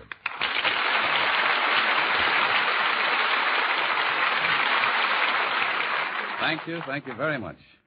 And now, first of all, it is my pleasant duty and distinct honor to present a man whom you all know and love. Well. A man who, for many years, has brought joy and happiness into millions of American homes. Oh, Don, can I help it? A man who is always ready to give his services when duty calls. I'm never too busy to say hello. And a man who thoroughly believes everything I've just said. Jack Benny. Thank you. Thank you. Hello again. This is Jack Benny talking. And Mr. Amici, I gather from your introduction that you think I'm a bit hammy, but that's not the case at all. I'm as modest as a fan dancer in long underwear. I really am. Oh, Jack, I was only kidding. The reason I gave you such a nice introduction is because I'm sure everybody appreciates your coming up here tonight. Oh, I was glad to do it, Don, although I don't quite understand why the Treasury Department was so insistent that I appear on this program for defense bonds. Well, Jack, I guess they figured if you'd loosen up and buy a bond, everybody in the country would.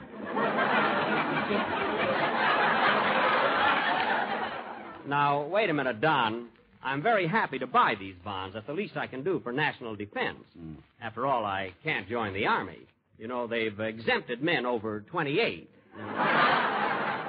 Yeah, that's right. You are over 28. Over 28? Don, I'll never see 34 again. No kidding. Oh, now hold on, Jack. You don't mean to say that you're only 35 years old. I didn't say I was 35. I merely said I'll never see 34 again. I could be 36 or 37. See what I mean? I'm way ahead of you. Wait a minute, Don. Don't let my one gray hair fool you. What makes you think I'm so old anyway? I've got just as much pep as you have any time. I don't know about that, Jack. I walked into Ciro's at 1 o'clock this morning, and you were sound asleep at a table. Well, that was the waiter's fault. I left a call for midnight. I always take a nap after dinner. Anyway, Don, I don't see why you should be ribbing me tonight. After all, I did break up my vacation to appear on this program. Yes, I know that, Jack, and I've already told you how much we all appreciate it. You know, I don't get a chance to go to the islands every summer. The long ocean trip, and then to have to dash right back. Well, it certainly was nice of you to make such a sacrifice. You said it.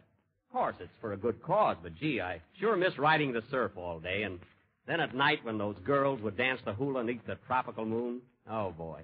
Well, that's tough luck, Jack, but maybe you'll be able to go back there again sometime. Yes, I guess so, but I sure hated to leave. Gosh, when the band played Aloha and the natives sang, I cried like a baby. Gee. Oh, hello, Mary. Hello, Jack. When did you get back from Catalina?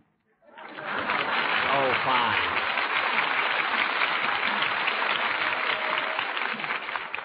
Mary, what are you doing here anyway? Well, I heard you were going to broadcast tonight, so I thought I'd come up and get in your new hair. Now, look, Mary, I don't want any cracks tonight because I've got a personal letter from Secretary of the Treasury, Henry Morgenthau, inviting me to appear on this program. Oh. And for your information, young lady, he also asked me for my autograph. Why not? You got a mattress full of his. You shouldn't have fluffed over that line. Huh? I don't keep it in my mattress anymore. And besides, it's a fine thing to say after that beautiful bracelet and earrings I gave you for your birthday. How come you're not wearing them? I gave him to the aluminum drive.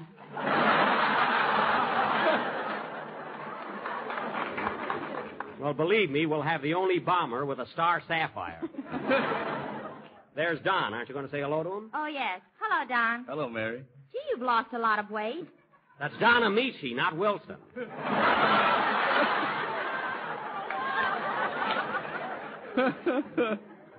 Wilson could lose Amici and still be fat. The only similarity is that they both laugh at anything. Listen to him, huh? Don laughs a little louder, though Wilson does, I think. Gee whiz, is that Don Amici, the movie star? Well, Mary, I'm in pictures. I don't know whether you'd call me a star or not. Now, Don, don't be so modest. You're just as much of a star as I am. Yeah, I didn't expect a laugh on that one. It's later. After all, we both have stars on our dressing room doors. Yes, but mine hasn't got a crescent moon under it.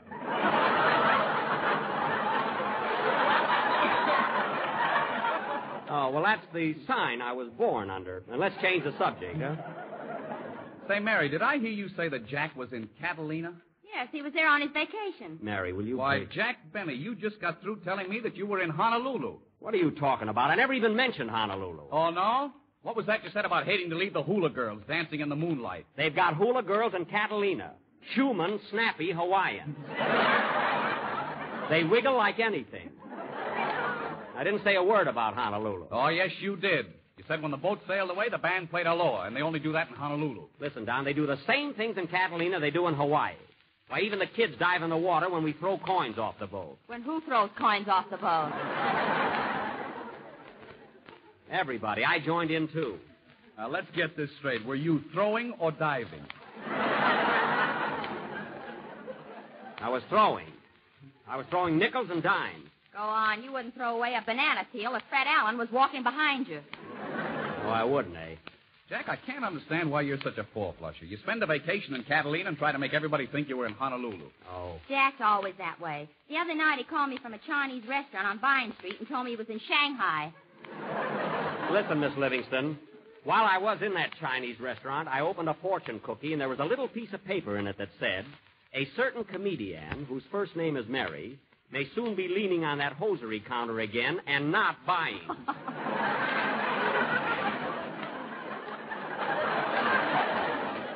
So if you believe in that stuff, watch out. I can't understand why everybody misconstrues everything I say, and especially on this broadcast. After I break up my vacation and take a long ocean voyage to get back. Long ocean voyage? You heard me. You call that an ocean voyage? Now, wait a minute, you two. What do you think that stuff is between Catalina and Wilmington? Spit?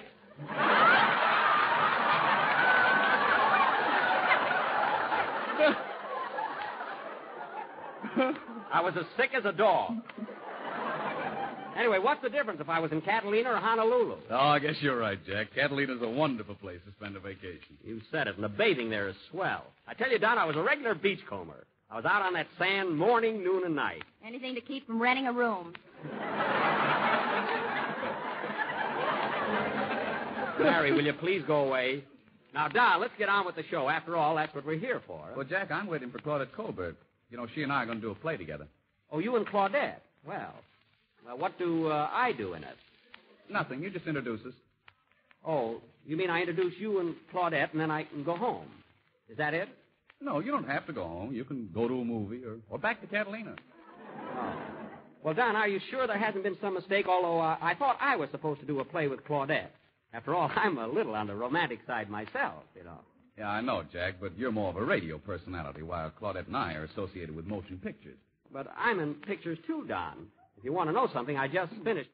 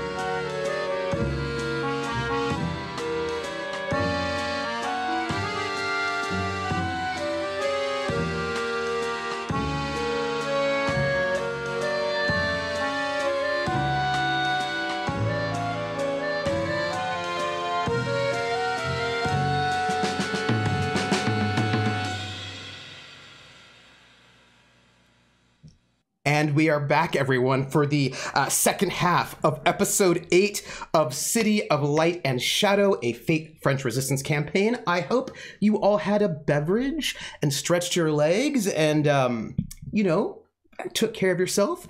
Also, I hope you all bought war bonds. I hope you did. Go buy your war bonds today. How are you all doing, chat? How are you doing? I hope you're doing well. Oscar may be doing less well. He just murdered the chief of police for Paris, and he...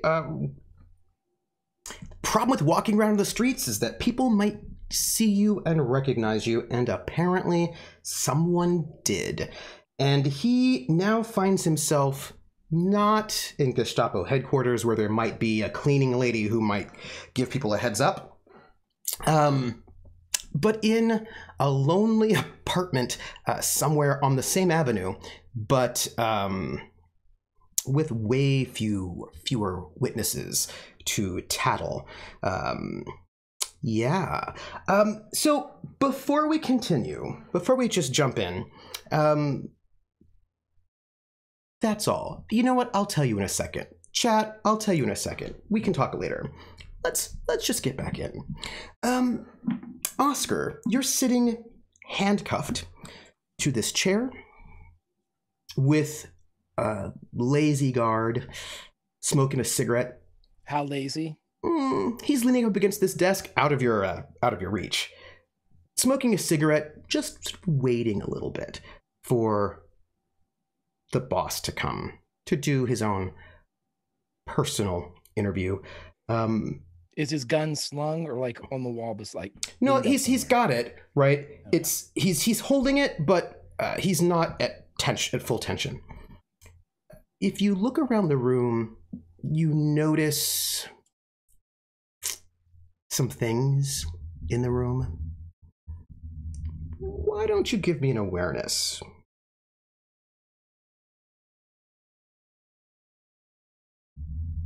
Okay. It's mediocre. It's just mediocre. You know, you're not in a space where you can see a lot, but you just do see a couple of things. Not much. You see a little bit of a splash of blood on the far wall. Dried. Sort of, you're pretty sure it's blood. This probably doesn't seem like a great space. You know? You don't know what happens here, but it's probably not good. Whatever it is. You wait a bit. And then you hear footsteps in the hallway. And the door opens.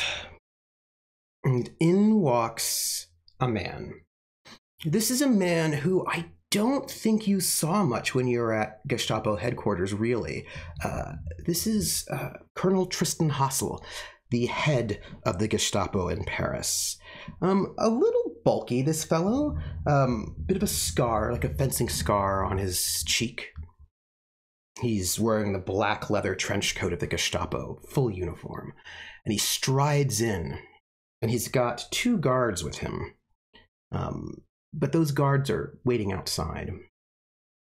And he looks at the guard who's there guarding you, and he nods, and he looks at him and he goes, well, tell me, where did you find this man?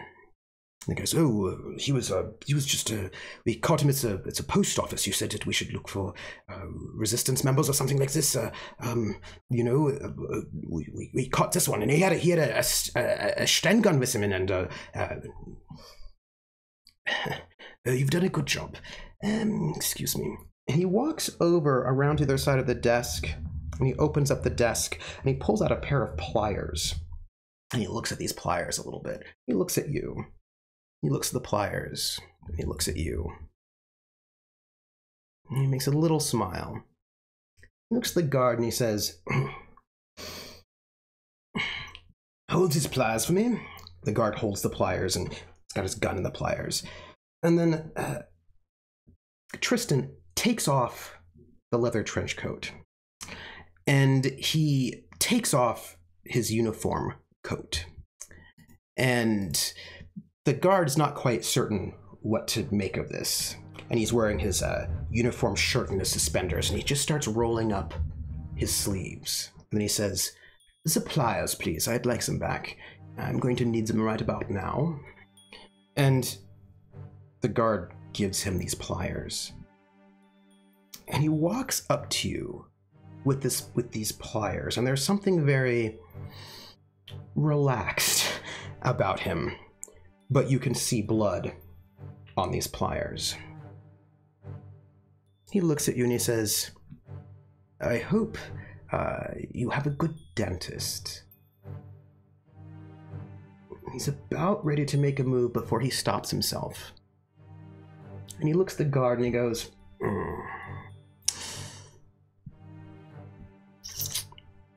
if you don't mind, I'd like to do this by myself. He's handcuffed. He's no threat to me, but I don't like... I work better with more inspired when I don't have eyes. And the guard sort of notes and hands him the handcuff key and leaves. And Tristan goes to the door. He shuts it. Locks it. And he turns to you with this wicked pair of pliers. So... What's the operation you're running here, Tristan? I think so too. So, Oscar, and he puts the pliers down on the desk, opens up a drawer, and he pulls out 2 glasses and a bottle. a good bottle of whiskey. And he pours 2 glasses of whiskey, and he puts the bottle down back in the desk. And he looks around and goes, I'm so sorry. Pardon me. Could you take these handcuffs off now, please? Of course. I understand sometimes we need a little bit of the drama. And he comes over and he unlocks the handcuffs. And he goes, I hope they weren't too hard on you. Please, come. And he hands you this glass of whiskey. Thank you. So, if you showed up as a contact point, that means you have news. I hope you've learned a bit more about the Bricktops. What is your report? Oh, I've learned many things, Tristan, but you seem to be the center of so many of them.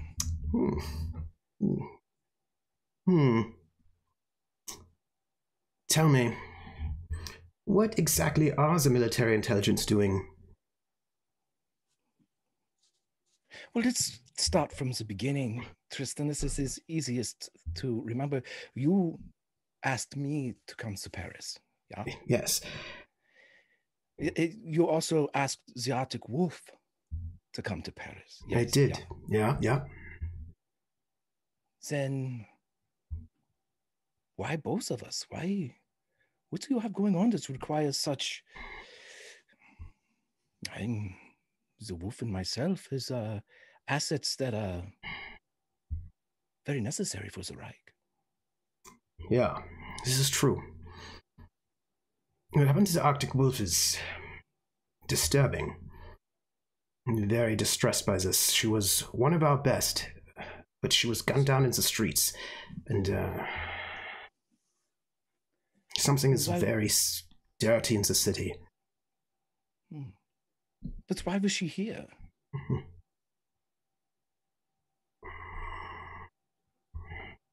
Oscar, let us move to a more important question first.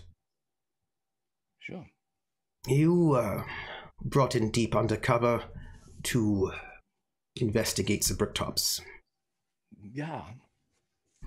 Because these Bricktops are military intelligence Abwehr assets. So you say. Do you think they are not military intelligence assets? Like I said, Tristan, I am confused. I am a Gestapo asset. I was brought in from Berlin to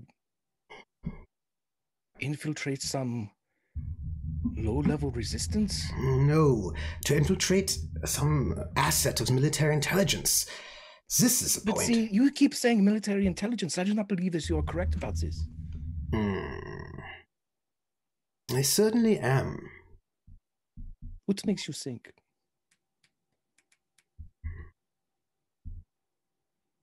What makes me think this? Well, there are a number of things. One, I saw their credentials. I was not able to...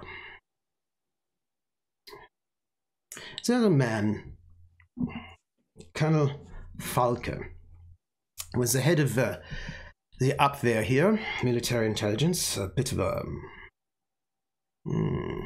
irritating fellow, not...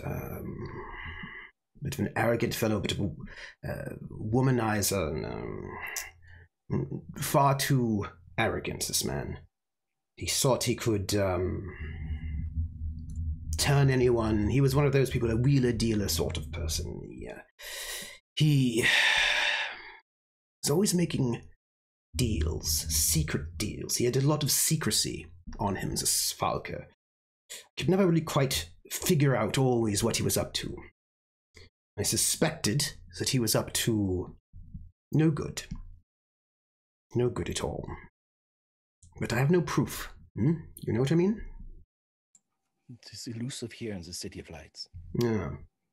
Then, as I was getting close, I was doing a little bit of, shall we say, investigation on this man, this Colonel Falke, to see if perhaps he might be an enemy of the Reich.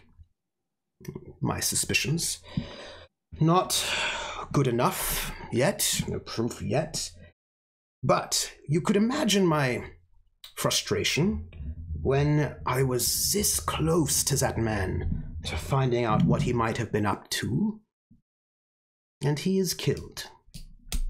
Convenient, isn't it? Convenient as this man that I am investigating gets killed right before I could get the information that I need. Oh, well, difficult, not what I want. And, conveniently, all of his private secret records are missing.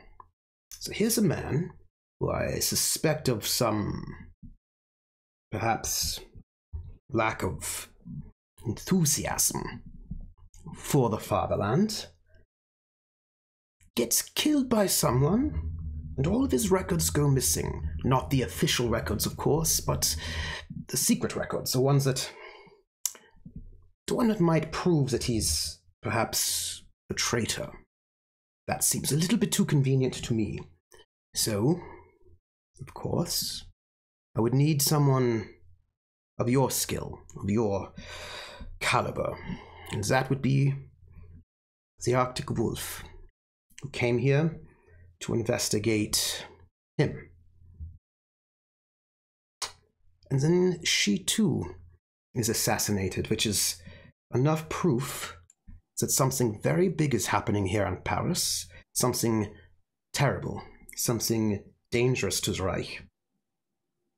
And so, with what little information I had, I was able to go to Berlin and request someone else.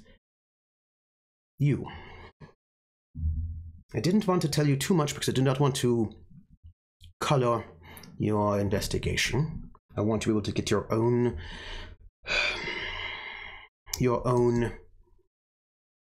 conclusions. But it was very clear to me that military intelligence is making some sort of move, something big. When I learned that they have this group of people at this bar, this jazz club, as their secret assets. Oscar, would you like a cigarette?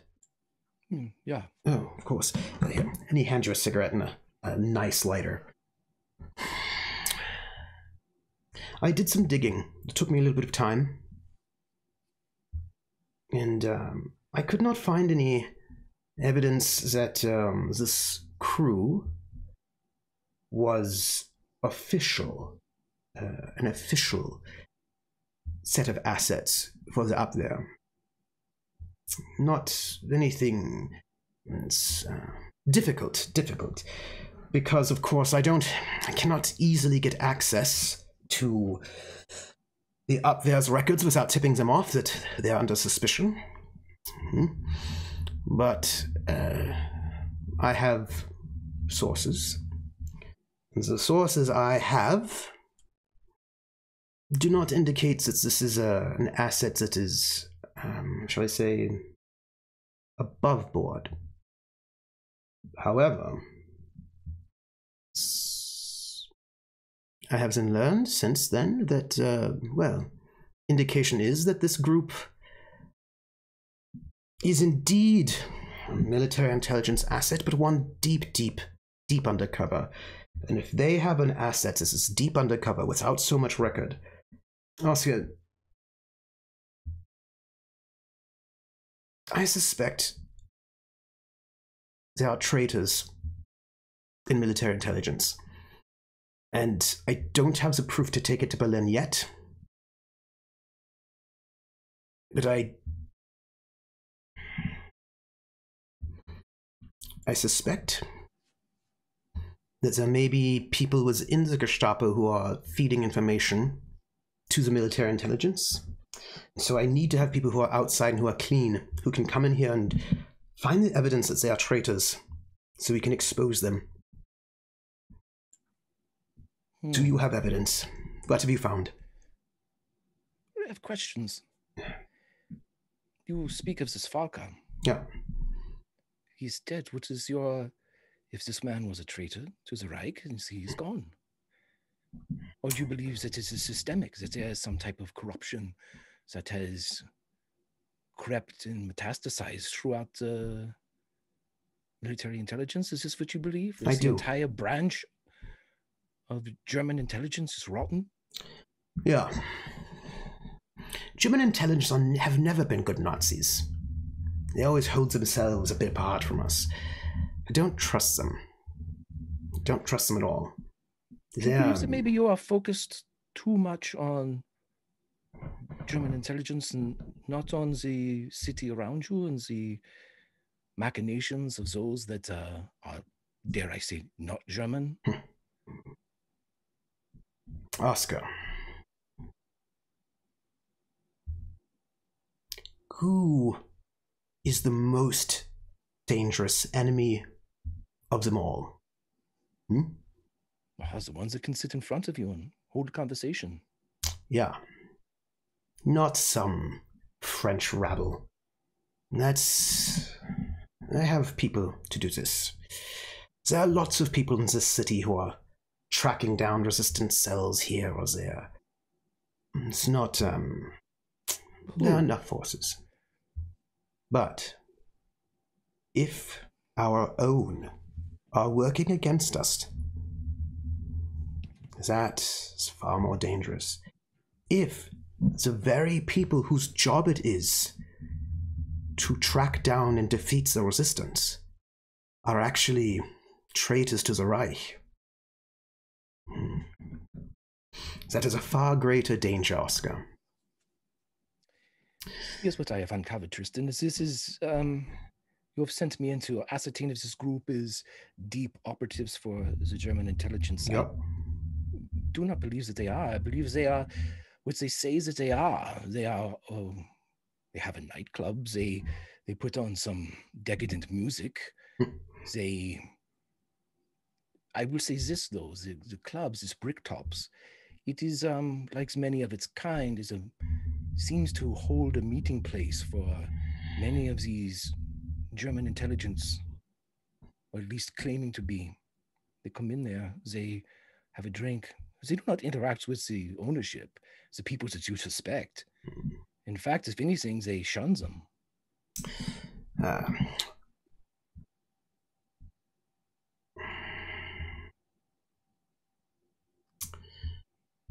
Oscar, I feel that your investigative abilities are failing you, or they do not trust you yet. You're going to have to work harder to earn their trust. Why was Jeanette kept here? What about Jeanette? Why was she here? Why wasn't she here? This is not important. What is important is that these people came to my office, this paperwork, showing that they are military intelligence assets. They certainly are connected to military intelligence in some way. It seems they just do not trust you enough. You'll have to work harder. Perhaps. I would just immerse myself more in the culture of their jazz club. No. Listen, Sylvie, the singer, she's good. She's a good singer. But she was the one that they broke out of here. Well, they did not break out. They petitioned for her release from military intelligence. It was the other fellow's, Tango, the American one. He seems to be the main liaison with the military intelligence. He was the one that had all the paperwork, that had all the connections. So they are very definitely connected. They may not yet trust you, but they are there. And I want to know what German military intelligence is using them for. What do they want them for? What are they doing? There is one name that they have said of someone that has come into the club as a Colette. Does this name seem familiar to you? Something that... No, it must be a code name. Do you know what this Colette looks like? Something. She's older, German. She claims to have been working with Volker. This is all I've heard. But this is not from the people at Bricktops. These are from the soldiers that have come in and come out. This is apparently a widespread tale that she's telling. Wait. Explain this to me again. What is this, Colette? So she's... who's speaking is this? She's claiming that... I have not heard this from her lips, but she's claiming to have been an associate of this Volker, the head of German intelligence, the one that is deceased.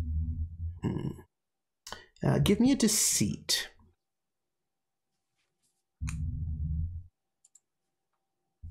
Oops, wait a minute. That's awareness.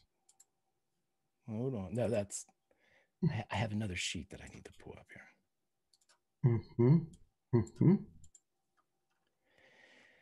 Alrighty.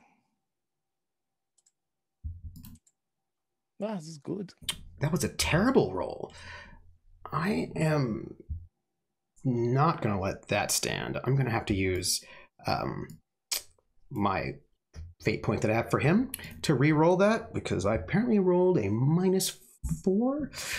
And the aspect is that he is paranoid. I'm going to re-roll that if you don't mind. Sure. Got you by 1. I will use that fate point that I have, that brand new one. What's your aspect? To thine own self be true. Fair. That's going to give you 1 success over him right now. First to 3.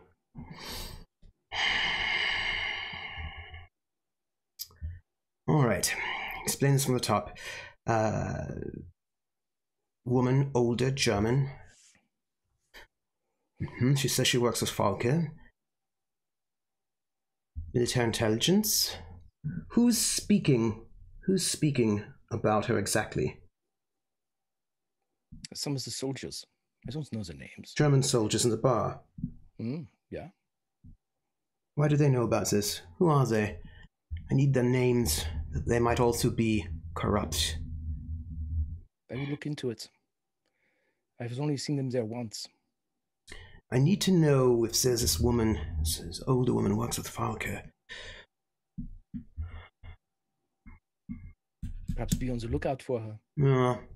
My other contact has not come in yet, not reported back. Who is this? You don't need to know. Someone on the inside.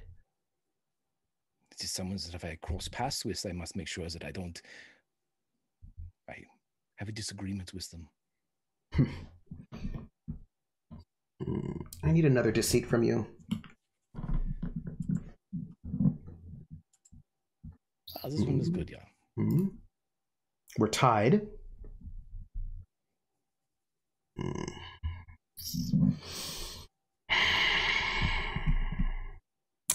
Whenever there's a tie in a contest, which this is, something happens to shake things up. So he's thinking about this with a bit of a worrisome. And there's a knock on the door. He says, "What is it?" You hear, "Colonel? The door's locked." "Yeah, what do you want?" "You have a person for your appointment, sir? A friend, sir?"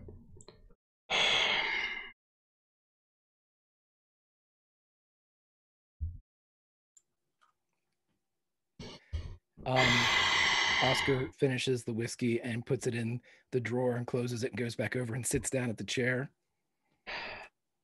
Well, just give me the key. I'll lock it myself. I don't know. If you want to meet him, I suppose it's smart. One moment. Tristan goes to the front door, unlocks it. He just slumps over in the chair. So yeah. From if someone looks in. Opens the door a crack and he goes, "All right, let him in." And there's like a wait, and in walks this young man who you've seen only in photographs, that you know as Mark Calvé. And Tristan closes the door and goes, so, Ehrlichmann, this is my colleague, Captain Müller. Captain Müller, this is,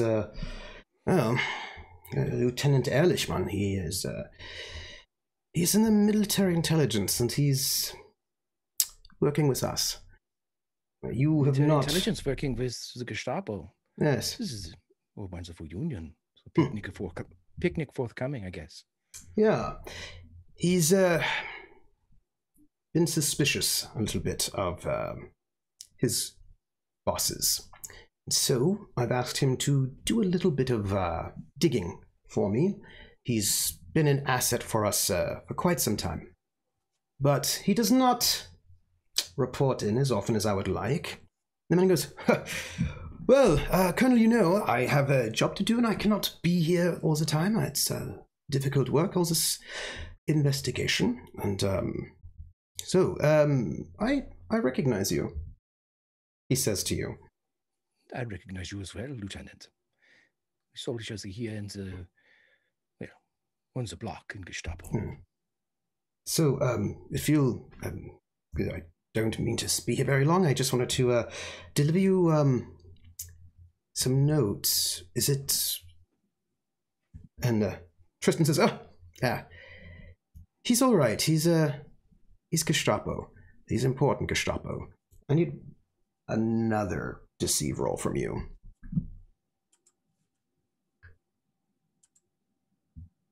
Someone is getting average. Mm-hmm. We are tied. And this man sort of frowns a little bit. This is a very, very sensitive business. It's very sensitive business indeed, Colonel. I don't think I want to share it with this man. I'll spend a fate point to get it up to even. Okay. And Tristan starts looking irritated, actually. Turns to this man who's, you are not Gestapo. You have no right to question any Gestapo agent. You are here working for us because you believe in the Reich. You believe in my judgment. So you will do as I say. And if you do, I'll give you a recommendation to come over this way, not where you're at right now. There's a bunch of incompetent fools.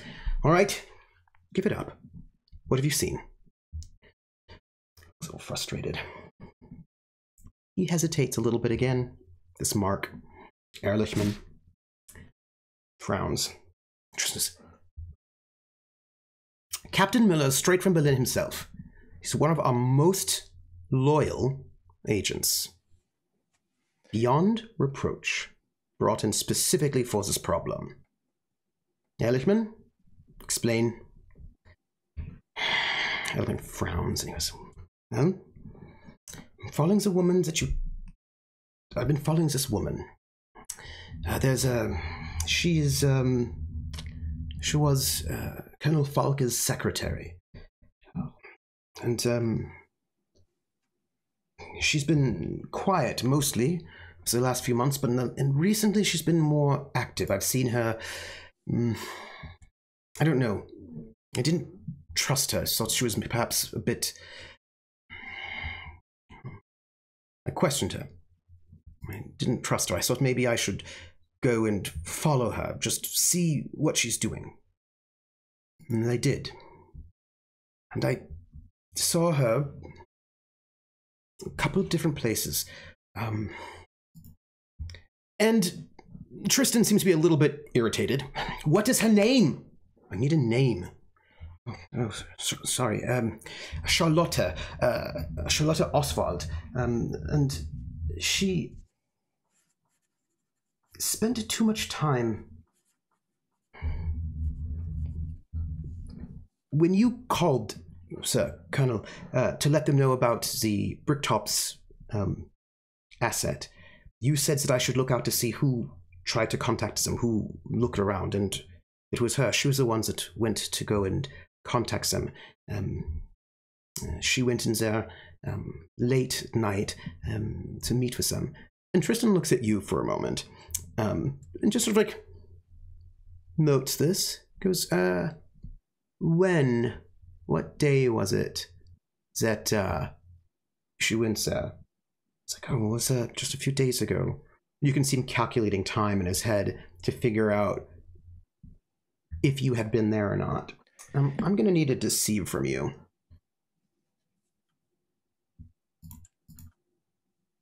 I roll it. Mm-hmm. With that superb roll, Oscar would see what was going on and say, "Oh, for God's sakes, Lieutenant, did you see me there?"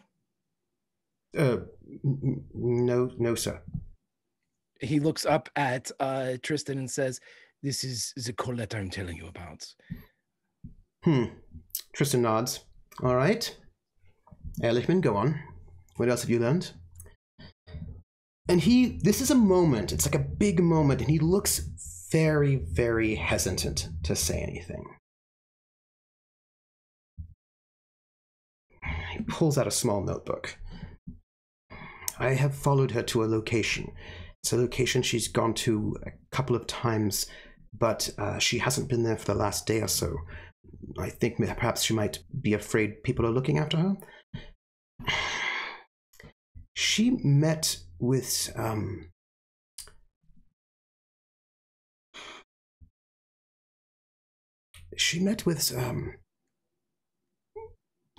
deputy head of military intelligence for the entire German army. He's not even supposed to be in France. And she also met, was a meeting with 5 men, one of whom I recognized as a deputy of the military intelligence. The other was a Navy man, an admiral. So she's been meeting with a couple of people that are very high ranking in the military, and I don't know why, but it's suspicious. I don't know why they're meeting up in some apartment. It's an apartment where I've seen a number of people come and go, people who are important people in the military, and meeting up a couple of times, not too often. I haven't seen them, maybe a total of, well, they met a couple of times a few months ago, and then nothing for a while. I've been there every day just to see if they'd meet up again, and this time I noticed before Falke met with them, not always the same people, different people. Falke met with them a couple of times, not in the books. I checked all the records. There's no record of them meeting in the official records, but he met with a couple of them a few months ago, a month or two before that, and he's gone, but now she's met with them, and that was just a day or two ago. And I don't like it, sir. And also, she has no power. She's not anybody important or official, and yet she's taking on this meeting with this group. So, all I'm saying is that if you wanted evidence, there's some evidence for you.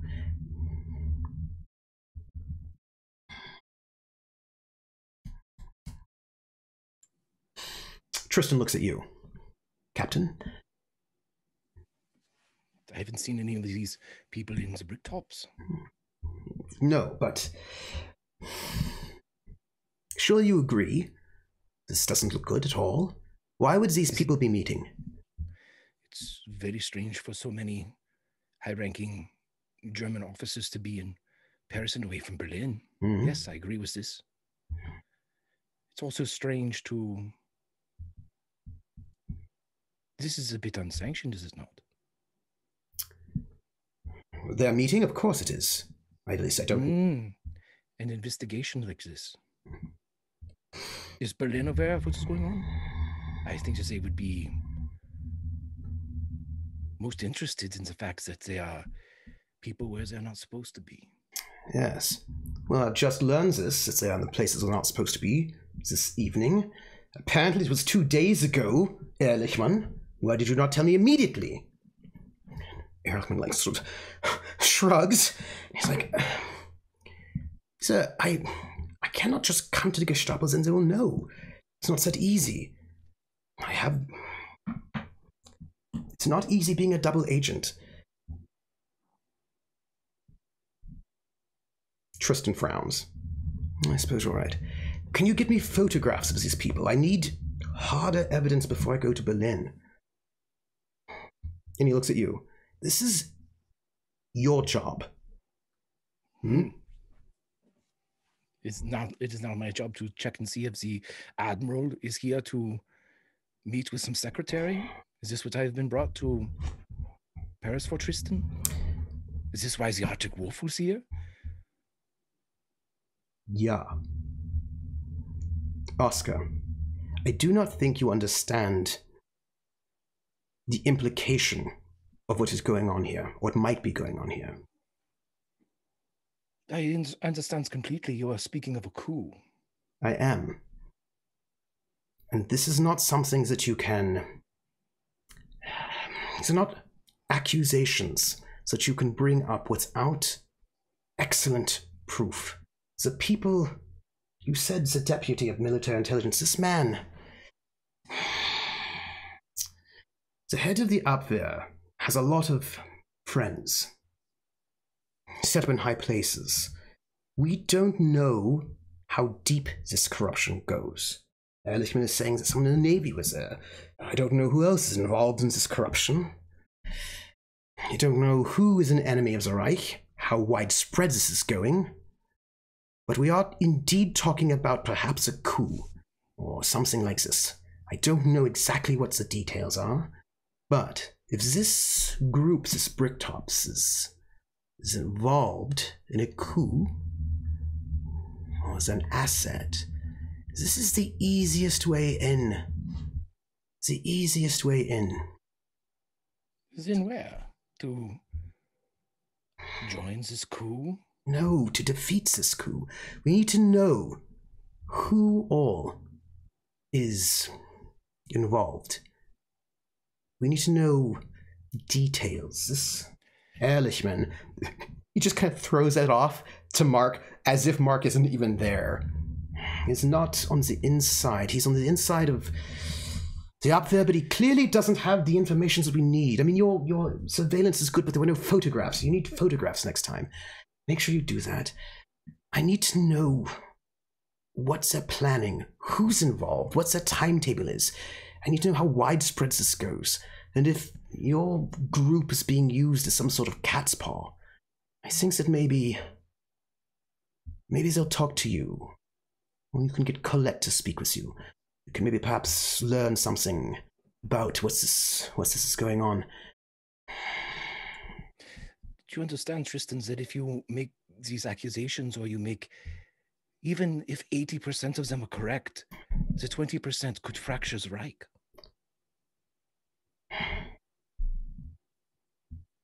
Oscar, if there is a faction in the Reich who are planning a coup, it is our job as Gestapo to stop it, to find out who they are, and to stop it. It is our job to destroy the enemies of the Reich. This military intelligence, they've always been questionable, weak. And yet you are working with one of them. This one is loyal to the Reich. I cannot go to Berlin without proof, and I need you to get me this proof. Oh, I can get you proof, Tristan. I can get you names and photographs. Good. Over. But the thing is, you are putting your faith in the lieutenant here. You are putting your faith in whatever became of the Arctic Wolf. But these implements that you are using, these assets, myself included, if any one of them is compromised, then you could think that you are doing what is right. And you could destroy everything. And he looks at you with this very deep look. And I need one more deception from you. That's what I need. This one is great. And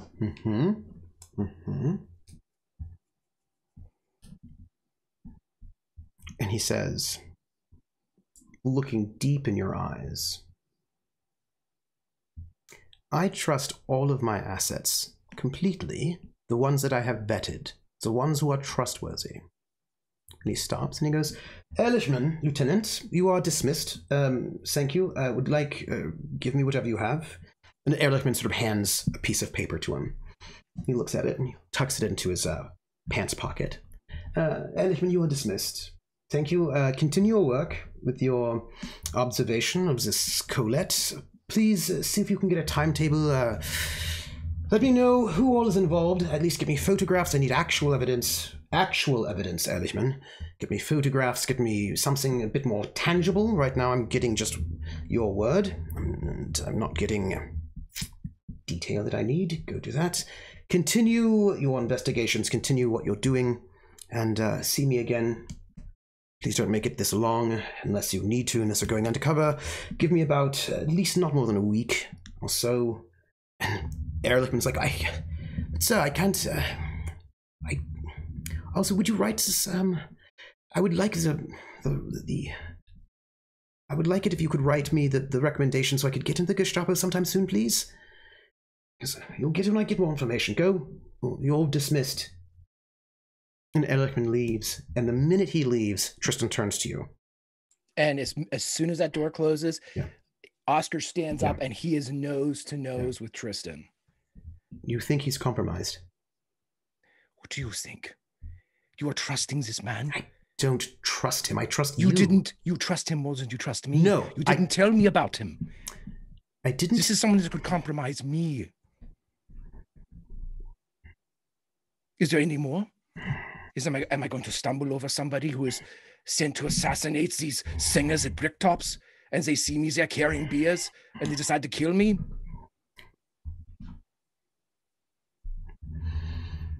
Oscar, listen. I trust you. You are straight from Berlin. You have a long history of working for the Reich and doing excellent work. I know that you are loyal. And I know that you are not compromised because no one knows about you.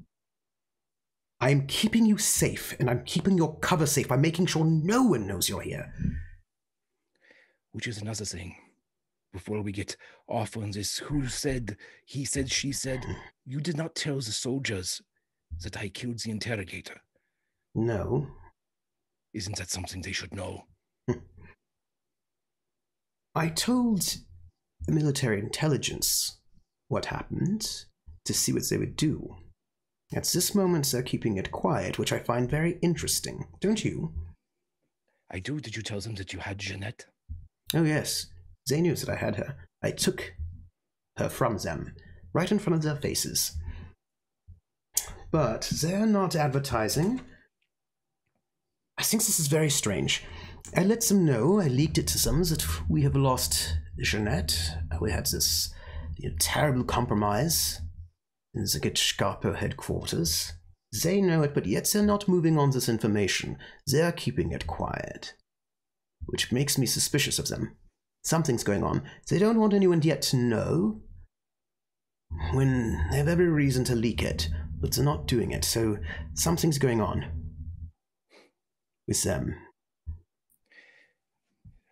Tristan, I'm not saying that you cannot trust this Ehrlichman. Perhaps he is what you say, but these accusations that you are making, you cannot speak freely around this person. Yes, I know. This man is a tool. He is not like you. Captain Miller, I want to tell you something. This is very important. Because I think if I tell you this, will perhaps make things more clear, perhaps, or something. I have read your record, and I have only the utmost respect for you. I would not have asked, when I asked for a replacement for the Arctic Wolf, I had no idea they would bring me you. And I am honored that you have come here to do this mission. And I'm sorry I did not give you more information, but I knew that it is like with,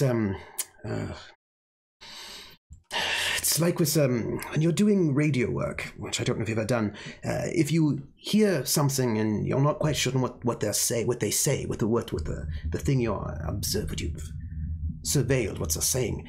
The last thing you do is you never say to the second person. You never say, "Do you think they said that the man is in the barn?" No, you just say, "What do you hear?" Because if I say to you, "The man is in the barn," then that is what you will hear. And I did not want to compromise you that way. I wanted to give you the most space that you could. And I'm sorry I did not tell you about Ehrlichman.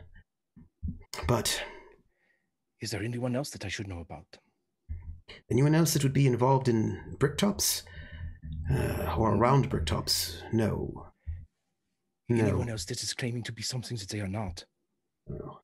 I could inadvertently stick someone on one of your people. Yeah. It's fair. Tristan, I must see the entire chessboard. If I don't, then this is all for naught.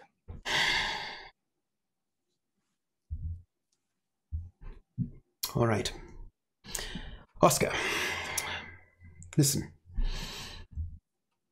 I have suspected Falke for a while, or I did suspect him, of being too close to people he shouldn't be. He's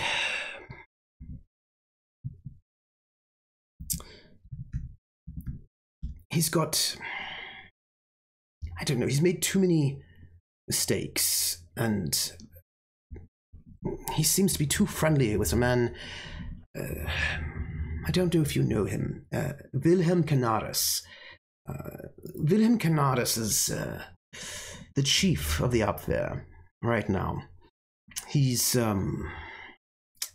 important. He's a war hero.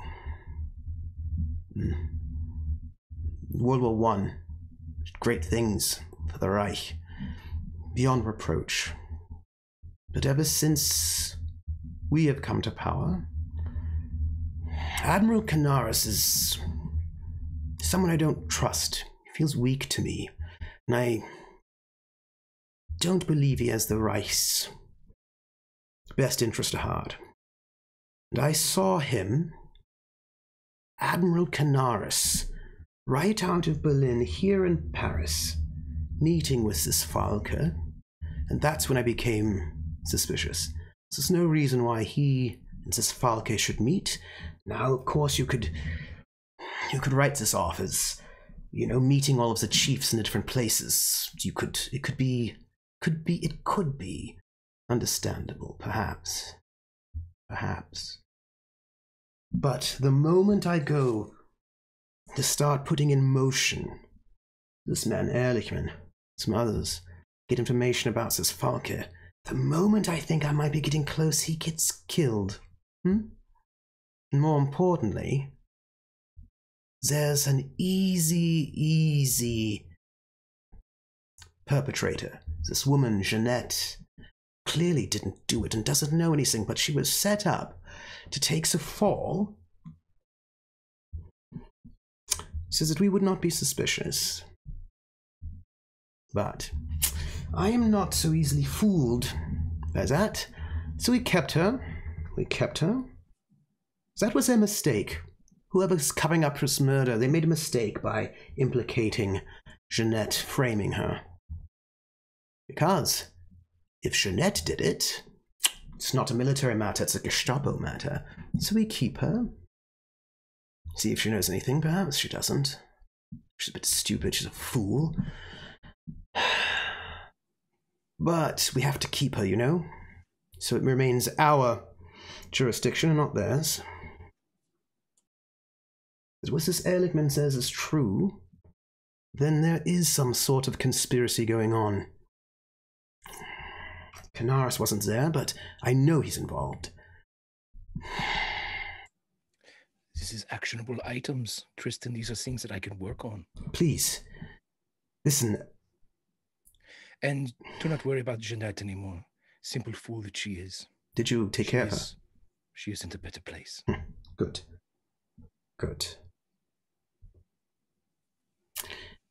It's bad business, that, Jeanette. But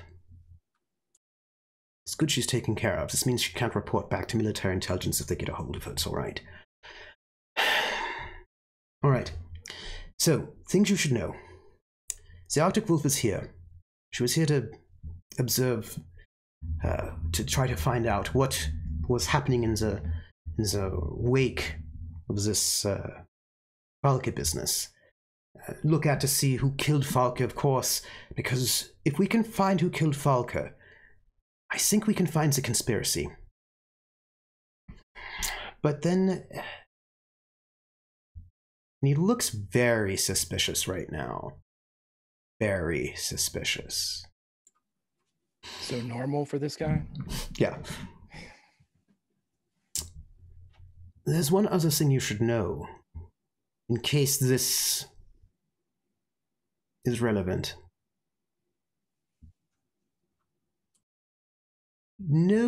Few people knew that she was here.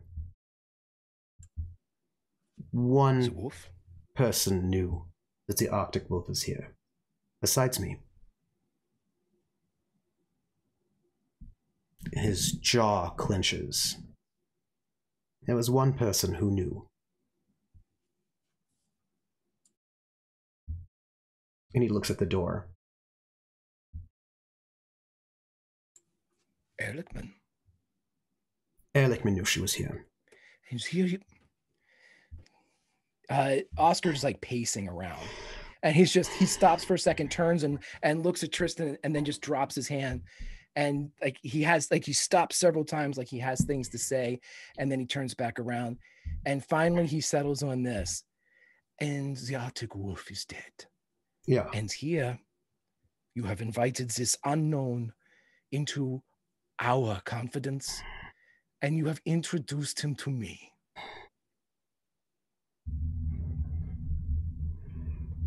This is sloppy, Tristan. You're right.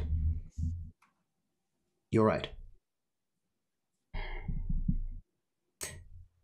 He was a good source of information for her. She told me this. She found him very useful. She found him useful. And I trusted her. I'm sure she did. Useful gets you close.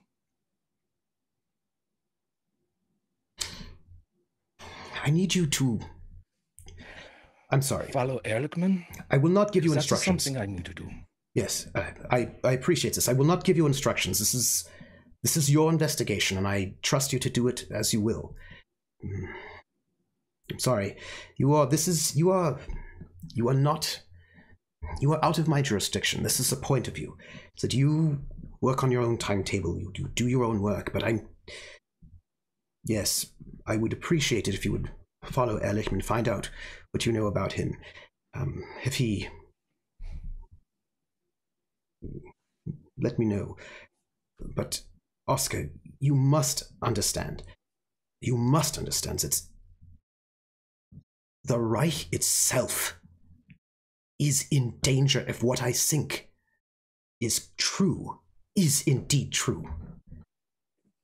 The evidence points towards a conspiracy, but I cannot go to my bosses to finger Admiral Canaris if I don't have proof. But I don't know if they plan to do some coup tomorrow or next week or next month. I don't know what the timetable is, and I have to save the Reich. You understand the importance of this. We will be the 1,000-year Reich. We are poised to take Russia, and then we will take England. We will cover the world. We are supermen. This is our future, but we cannot let some man hiding behind old wars, World War I wars, old century men stop the brilliance that will be the Reich. And when the Reich takes over the world with our allies, then you and I, Oscar, we will have a brilliant future ahead of us. But we have to keep the Reich safe. That is our job. He walks over and puts his hand on Tristan's shoulder. I understand your passion. I understand your love for the Reich. Myself, I am a son of Germany. You know this. I do. But you are being reckless. In your fervor to save the Reich, you are going to damn yourself, which is the only person, if you are to be believed, that can shed light on this potential cancer. You know this. All right. You're right. What is your recommendation? Well, if at this point you cannot tell Ehrlichman to stand down, then he will know. But you need to let me see if there's someone or something that we can test his intelligence, his information. Maybe see if he is indeed an asset or he is a liability. No? I will also, and this is the big one, you need to give me some more money. All right. What do you need? As much as I can get. Yes, will be done. I will make a drop-off. There is do you know, there's a post office box. You know the one. You have a key for it. I will put money in there. I'll get it in there by end of day. Yeah. I'm going to set this around. So if you see me seeding or any of these things, you will know that this is something that I am doing. Yeah. This is something that can help me spread out my own web a little bit here. Just helps the populace, hearts and minds, you know. Listen, we need you. Yeah? Oh, yeah. All right. I will continue to stay away from the club, or if there's anything you need for me to help you in your investigation. And this Ehrlichman, he sometimes was in the sprit tops, so maybe you will be able to find out. Maybe you can confirm some of his information this way. Here, and he hands you this slip of paper. You take this. This is the information he's given me. I've memorized it already. You might need it. Perhaps you can use it for your advantage. Or I could disprove it. Yeah. If that's an unfortunate set of circumstances. See if what he is feeding you. I do not want to tell you your business, Tristan, but if there's information that you are acting on that was given to you by this Ehrlichman, I would wait. Caution myself, yes. Yeah. All right, well, please, I trust you, and you are one of our best. You are one of our best. Captain, we cannot move. We cannot move without real proof. And Captain, I need you to find out who killed the Octawolf. If they did this, if military intelligence, the Abwehr did this, we will have them for treason. We can take them all down. He'll go over to the desk and pour himself another glass of whiskey and drink it. You said you saw my file. Yeah, I did. It's very impressive. It's very impressive. Did they say anything about my mother in there?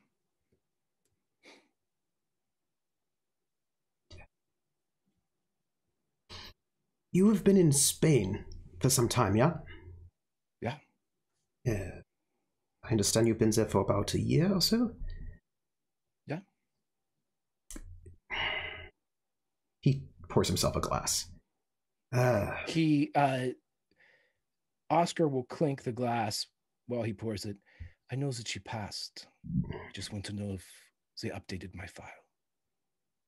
They did. I'm sorry for your loss. It was a bad business. She was a good person. She was a good German. She was. Oscar, Captain, I know that you want revenge for your mother's death. I know that you want to make a world where good Germans like your mother will be safe from the corruption of Roma and Jews and homosexuals and mentally ill and Slavs and all of the degenerate peoples that pollute the good stock of German blood.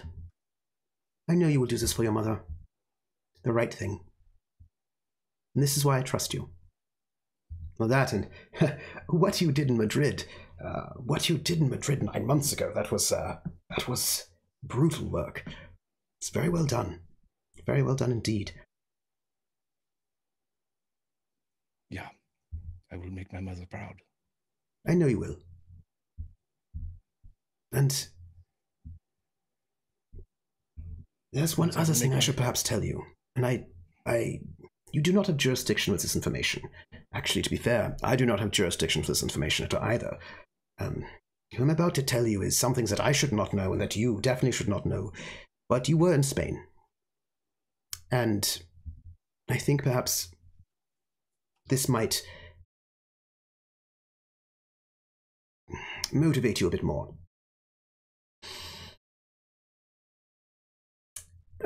Admiral Canaris is going to be in talks to bring Spain onto the Reich side.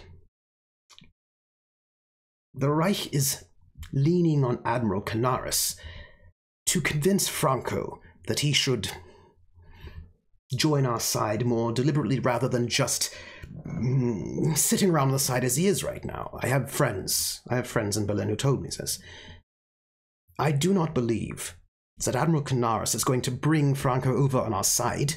I think he's going to sabotage it, because I do not trust that man.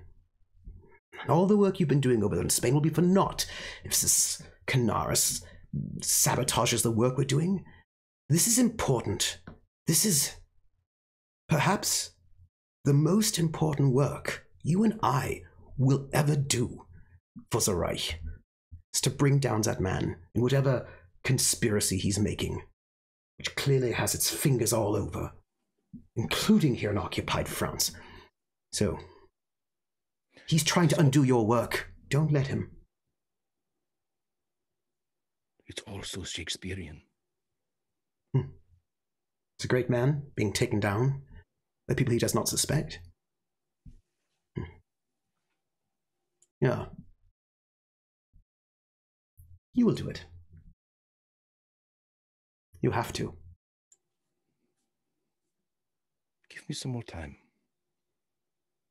You have as much time as you need, but I don't know when. Be quick. I don't know when. But this is something that you must promise me that if there are big moves to be made, I need to be aware. I could be close. Yeah. I will, I cannot control military intelligence, what they're doing, but you have all of my support. All of it. But I think that military intelligence does not leak this information is probably to your benefit, but also it says to me, this Charlotte, she's just a secretary. She's not important. I don't think that she would have the power to withhold this information all by herself. So, is the new head of the Abwehr, is he also in on this, or is he not? Is he... Who all is involved in this? How wide, how far does it go? Well, I don't know you... Tristan, now that I know the puppets, I can follow the strings. Please. If you don't mind, I will turn you loose for your job. Do you mind? And he makes a fist. I should ask you. It's one last thing. Motorbike. Oh. It's German. Something confiscated. Yeah.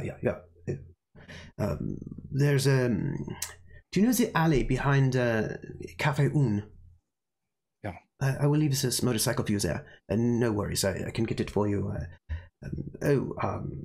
If you need anything else as well, just put it in our drop, and you can have it. No worries. If you want to be picked up again, I will move I will keep my agents. It's the same post office, so you can be picked up. No worries, without arising suspicion. I don't think anyone noticed you being picked up. Yeah. I'll get you money in your post office box. I'll put a motorcycle in the back of the alley. You still have your papers, your pass to travel if you need it? Yeah. Good.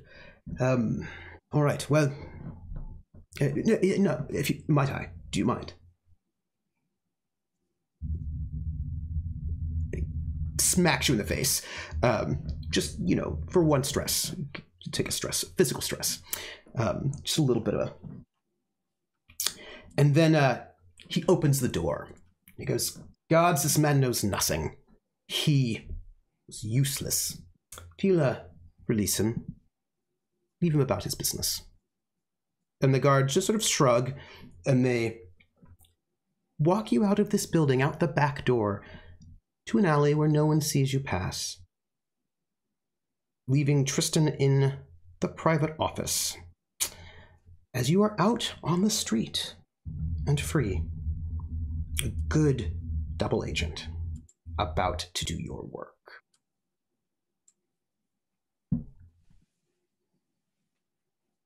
Where do you go? I could pick up that bike. Mm-hmm. After maybe a quick cup of coffee in some side alley cafe. Let's rewind to that cafe, shall we? As you have a quick cup of coffee. As you have this delicious, quick cup of coffee and everything is fine as you ponder, I need to ask you a question. A question that I promised to ask you some time ago. Sure. I would like to know about a specific person in your life. A member of your troupe, your acting troupe, from 33, from back then. Do you remember when you drank underneath a bridge and told stories with your ensemble? You remember, you told me about that. I remember that. Yeah. I was wondering about one specific person in your troupe. The one member of your troupe who you always figured would be the most in danger now that the Reich is in charge of Germany. I would like to know who that person was. The one who was most vulnerable. His name was Mel. Mm-hmm. Melchior. Mm-hmm. He was Jewish. Mm-hmm. And he was Oscar's lover. Mm-hmm. And how long has it been since you've seen him? Since 34. The last time you saw him, what happened?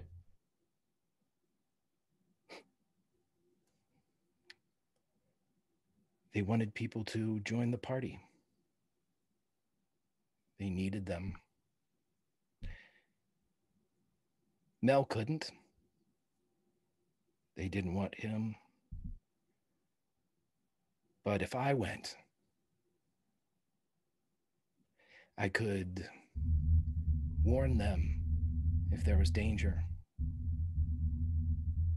Could warn them all. But the uniform, it made the old part of Oscar go to sleep. And he did, he tried, but he lost them. He didn't know what happened to them. He wanted to help others that were like his group. He really wanted to, but he never did, because if he wasn't perfect, he didn't care if they took it out on him, but there were others that couldn't protect themselves. There were mothers that had already gone through so much from fathers who liked to drink. There were friends and more that couldn't defend themselves. But that's what he tells himself. How many of them did you save in all these years? How many of them did you save? He never acted on it.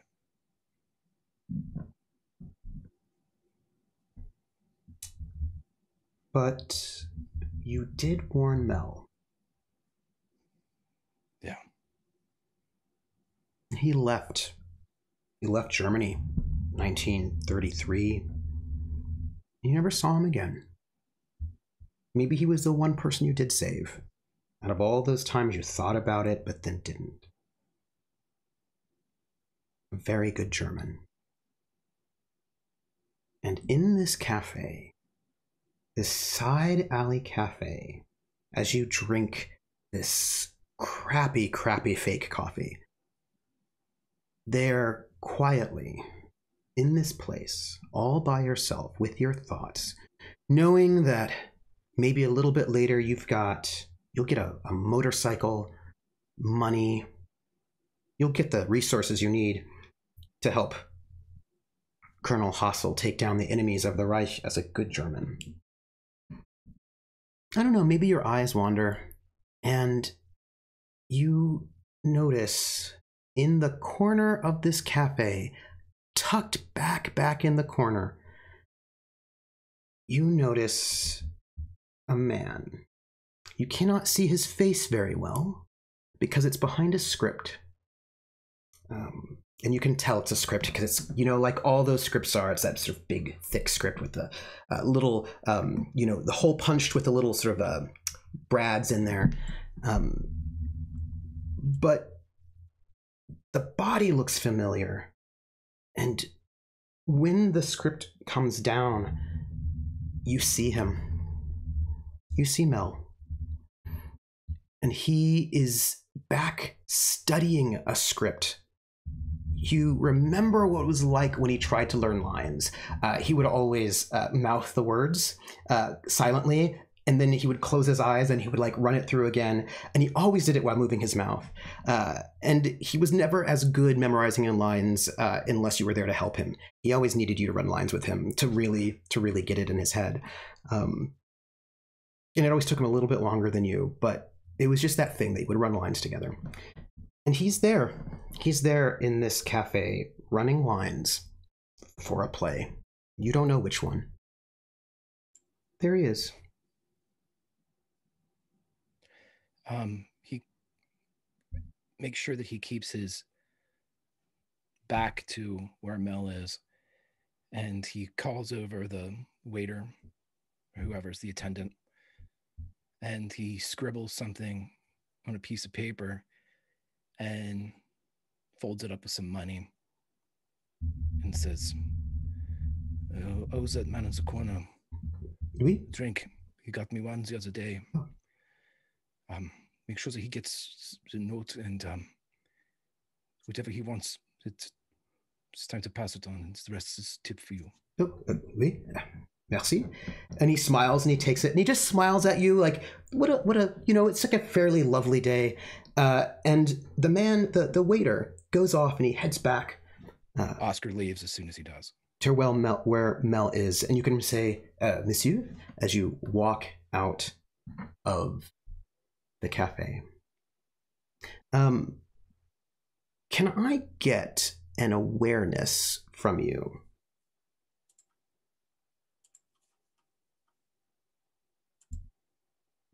This is great, yeah. It is great. You caught the title of the play on his script. And the title of the play was Fear and Misery in the Third Reich. How well do you keep up on theater? is my question for you.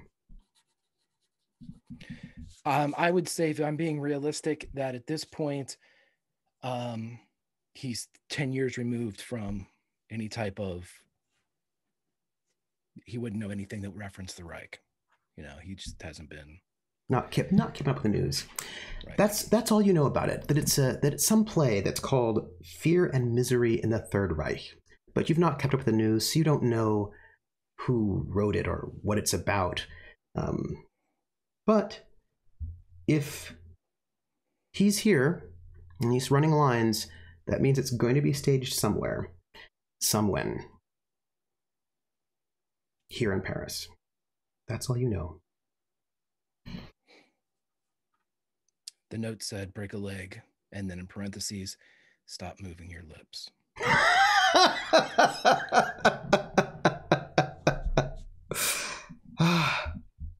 And Mel, you don't know how he reacts because you weren't there, but he does. Where do you head? To the last person he saved.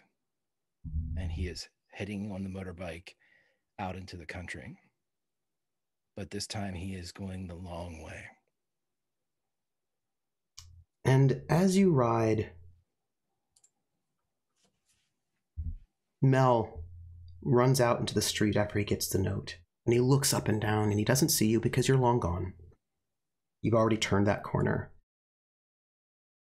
And he, looking a little bit older than the last time you saw him, a little gaunter, but he wonders where you are and how he could have missed you.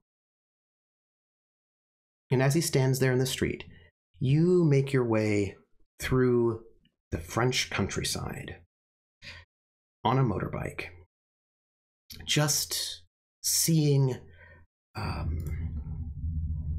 German tanks on the road and planes overhead and the signs of war, the signs of destruction as you make your way down out of occupied France into Vichy.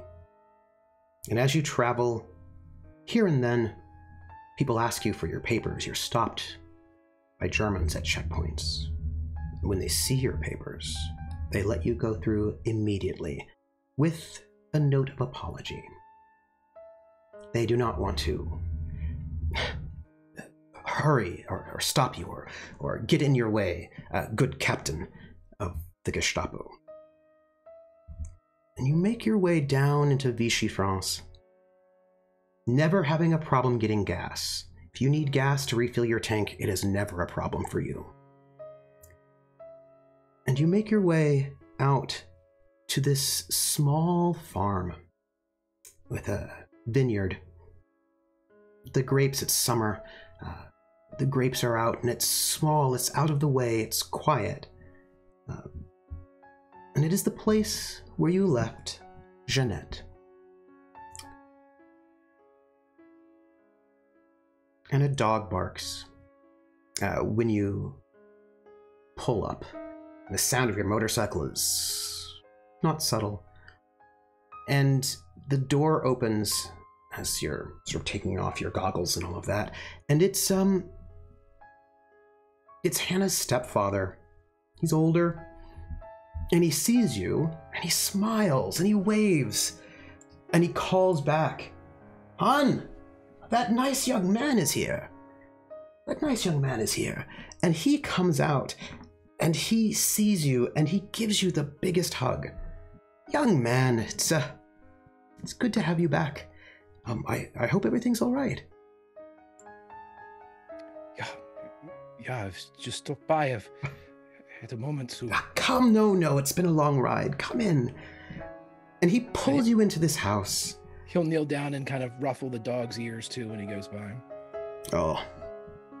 He always liked you. Come on in. And he pulls you into this house, which is warm. It's got, things on the walls. And Hannah's mother's there, and she smiles at you, and she goes, "Oh, Oscar, it's good to see you." Such a nice young man. Please sit. It must have been a long ride. I hope everything's all right. Oh, yeah. He'll come over and, like, as he, like, hugged and kissed both cheeks of the stepfather, he would do the same to the mother and, you know, just squeeze her and, you know, no, you all sit, just... No, she says as she gets up and she's like, you have to sit. You've been riding too long. And she goes and she sort of brings out, I mean, it's the best they have. She brings out some homemade wine, and they've got a little bit of bread and a little bit of cheese, and she makes you a little plate and she puts it down in front of you. Now, you have to tell me, how is my daughter? The last I saw her, she was good. She was good, yeah. Well, won't you tell her to come, that she should come be out with us? Please tell her. She shouldn't be up there in Paris. It's so dangerous. I worry about her all the time. I promise to. I promise. Just try to convince her. I don't like it out there. I mean, I hear such bad things about Paris with, you know, all of those, you know. I know. Please just tell her. She's always been so stubborn, though. And she gets a look. A suspicious but knowing look. And she says, you can tell me, though. My daughter, do you think that maybe you might ask her to marry you? You are involved, yes? You know, she never wants to marry, and you seem like such a nice young man. I think I just let her know that I approve of you, and let her know that I'm very happy that she's found love with you, because she has, hasn't she? I mean, she's not alone. She's not alone, no. Okay. Well, anyway, I give you... I would be lucky if that was the case, but she is much more than me. Oh. You have done well. You have done very well. She pats your hand. You are a young man who saved that woman upstairs. No one who could do something like that is someone without a heart. And so someone that thoughtful, someone whom my daughter would trust is I think someone who is... I would be happy if my daughter would marry. So you are certainly enough. You are certainly enough, my daughter. Well, wait a minute. No. She thinks about it for a moment, and then she waves her hand. Of course you're Jewish. You're German, and if you wouldn't be Jewish-German doing these things, you wouldn't be a German helping people like us unless you were Jewish. And so, anyway, you're a good Jewish boy, and I'm glad that my daughter's... Well, she's so stubborn. I'm sure you're here to see Jeanette. I will go get her. I am here to see all of you, and I want you to know, if there's one thing that my presence leaves you with, is that I will not allow any harm to come to your daughter ever. She's protected, she's safe as long as I'm around. And she pinches your cheek. I knew it. I knew it from the first time I saw you, that something was going on between you and my daughter, and that she wouldn't be alone anyway. I'm glad. She's not alone. I'm glad. Jeanette! Well, you know, she's had a bit of a hard time.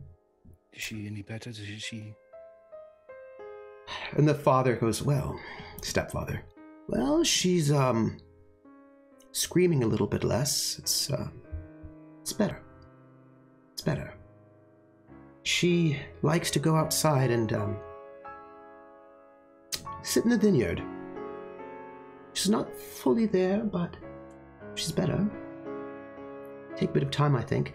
Well, I can say we've been feeding her, though, and she looks much healthier, at least. It's just that she's a little, well, she still has nightmares. But she can keep down food, and, I think she'll be all right. Jeanette! She's a little slow.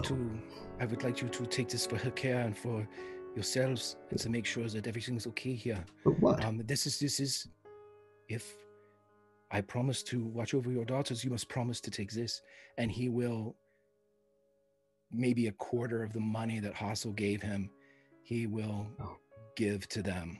Oh, this is... Help. This is... Do not spend this all at once. Take it as small. Help anybody in the areas that might need a meal or a glass of wine or conversation. This is something that could help make a dark day brighter. And she takes her hands and he stands by her side. Huh. You are a mensch. Thank you. Now, you're not going to leave tonight. You're going to stay overnight, and we'll make you at home. Hmm? Yeah. Good. That sounds good. Good. Jeanette. And Hannah's mom goes upstairs to get Jeanette, and the stepfather looks at you up and down. All right, young man. What are your designs on my stepdaughter?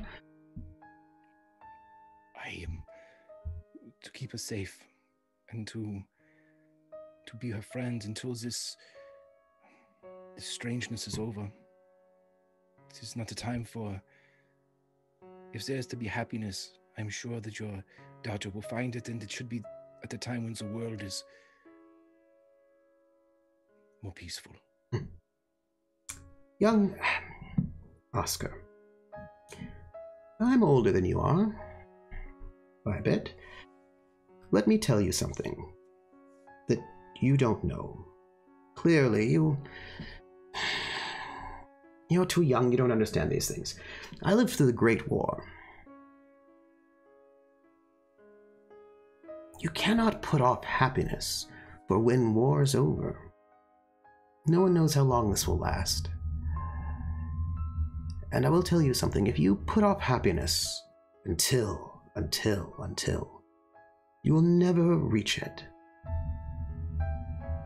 This is about living. It's not life if you can't have joy. And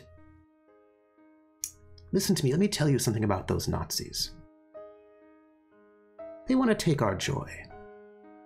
You know, our entire history is...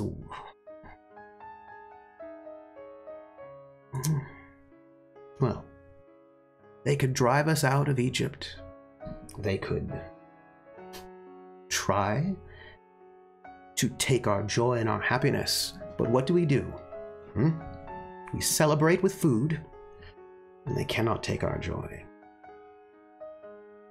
Suffering only wins if we take it inside of our heart. Don't let them do that to you. Go and make Hannah happy. Find joy. In their Paris, I'm sure there are still things that are beautiful. Oh, I will tell you a secret. If you want to hear it. Yeah. Hannah. Oh, well, I probably shouldn't tell you this. She'll get so mad. Well, I'll tell you anyway. Hannah is, a bit shy about it all, but she does love to dance. It's one of her most favorite things. So, what I would recommend is that you take her somewhere nice, get her a nice dinner, and you invite her to dance. She's pretty good.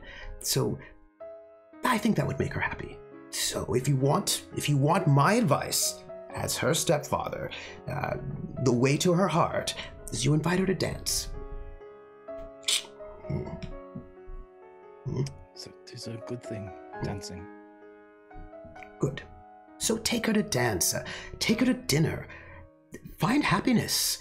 I know it's hard, I know it's miserable, but you can't let those Nazis win. You cannot believe what they say about you and I, about us. I don't believe them at all. And down the stairs comes Hannah's mother and Jeanette. And Jeanette is now wearing, when you look at what she's wearing, you think, I bet those are Hannah's clothes from when she was younger. from some time before. And Jeanette comes in and she sees you. And when you see her walking down the stairs, she's got this sort of slightly neutral to a little bit a dampened affect, you know? But when she sees you, she smiles. And I think it's the first time you've seen her smile. And she walks up to you slowly. And she just reaches out and she touches your chest.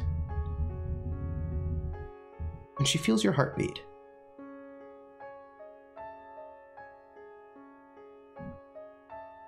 You're real. I didn't dream you. No, you did not. Tell me, how are my friends? Could we take a walk? It's a beautiful day. And she looks around for a moment and she grabs a shawl that's on one of these, on a chair, and she puts it around herself. And you can tell that she did that because Hannah's mother would have yelled at her otherwise, because Hannah's mother sort of nods approvingly. And she sort of puts her arm in yours. And she walks with you out into the vineyard as the sun is beginning to set. And she says, Oscar, tell me, how are my friends? They are good. As good as can be in the City of Lights. I'm still sorry. What are you sorry for? I know I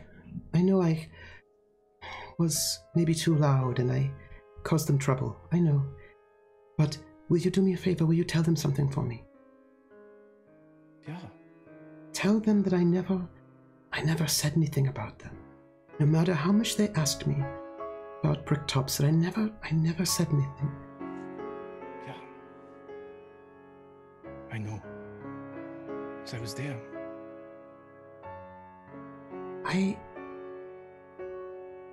Sometimes I think all of that time was a dream. Like it was not real. And I like to imagine that it didn't ever happen. And that at any time I could just go back and sing on that stage and Sylvie would give me advice and I would, I don't know, be a star or something like I always wanted. Do you know if my mother's okay? I didn't even ask. Would you, if I gave you my address, would you check to see if my mother's okay? Whichever you wish. Okay. And she goes and she pulls out like a little piece of paper and she writes down this address. My mother, will you just let her know I'm all right? Is she? Yeah. I haven't spoken to her in months. I will deliver your message and let her know that you're all right. But I won't tell her where you are. No. Just in case. No. I'm so sorry. There's nothing to be sorry about, but there's something I want to tell you. And he stops when they're in between two of the breaks in the vineyard. And as the sun's kind of going down in the back, he kind of turns and has her face him, and he takes her hands in his own, and his are both shaking. No. You said that the when we met was a dream. I believe it was. For you see, I was asleep. Jeanette, I was lost. Oh. Yeah. But then I heard it. What? I heard your song. Oh. There was a boy that had been gone for so long. He had been put to sleep. Forever it seemed that he would slumber and forget and dream of nothing. But then the notes, they were heard by him. And he started to wake up. And then you sang more. And we sang together, and what I was is gone, and the boy was back. And he was singing, and he was awake. You woke me up, Jeanette. Well, you saved me. You brought me out of that place. We saved each other.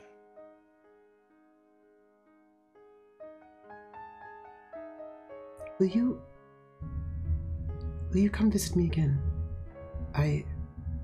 It's hard sometimes, being so far away from everyone, and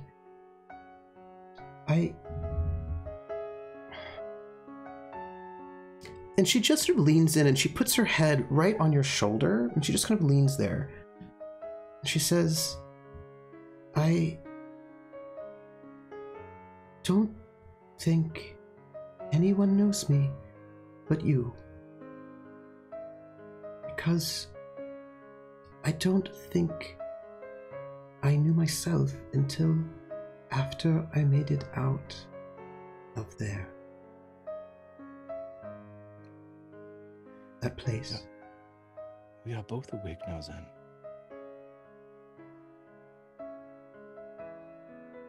I was so arrogant, and I was so unkind to everyone. I thought if I could just pretend to be important, then I would be important, and I was so stupid. I had an affair with this Nazi, and takes the hands that she has, like they're holding, and he actually puts them one on his shoulder, and he takes like first position in dance, and he says, this is what was, and that was all a dream. And there's a very wise man inside that house that told me that despair only works if you let it into your heart. And he starts to slowly turn in a dance, just back and forth, back and forth. And as you dance, she begins quietly. Her voice has had a lot of damage from her treatment under the hands of the Gestapo. But she quietly starts to sing. I hate to see the evening sun go down. I hate to see the evening sun go down. Her pitch is a little off. I've got the St. Louis blues, just as blue as I can be. I'm better. Tell Sylvie I'm better, that I'm singing better, that I will get better. And her focus loses a little bit, and you think she's somewhere else, but just for a moment she's able to bring herself back into the dance as she sings the St. Louis Blues and dances with you.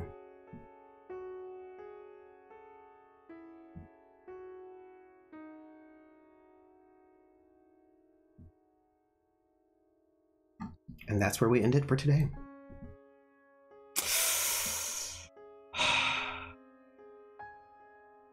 I'm so excited. Hey, everybody. Hi, chat. How are you doing?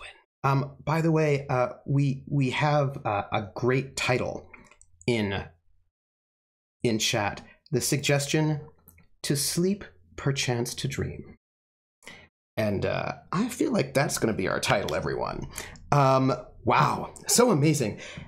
All right, let me start with Greg. Greg, how are you? I want to ask you the following questions.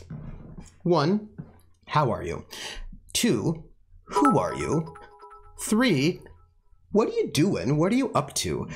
And then 4, I would like you to tell me this. I would like you to tell me at this moment, right now, as Oscar is dancing with Jeanette, who is still a little too thin, but recovering, what is his hope? That is my question. And then what is your burning question that you want to know? Tell me who you are. My name is Greg, Grimjack 21502. This was the episode that I was looking forward to and dreading since Trooper gloriously invited me to be in this incredible campaign. I knew from the jump that Oscar was not on the up and up as far as he presented himself in these first couple episodes. Yep. But there's more to Oscar that's going on, and his story is evolving, and I couldn't shy away from the fact that someone with so many flaws as baggage, I'm a sucker for a redemption tale. And I told Trooper when we started, Oscar would have to tell me what he was going to do. And he did. And so just, we'll see. And what is his hope? Yeah. Oh, I can ask you 2 questions? I'm sorry. I need to give you 2 questions. 1, what is his hope? And then what is your hope? I want both of those questions, if you don't mind.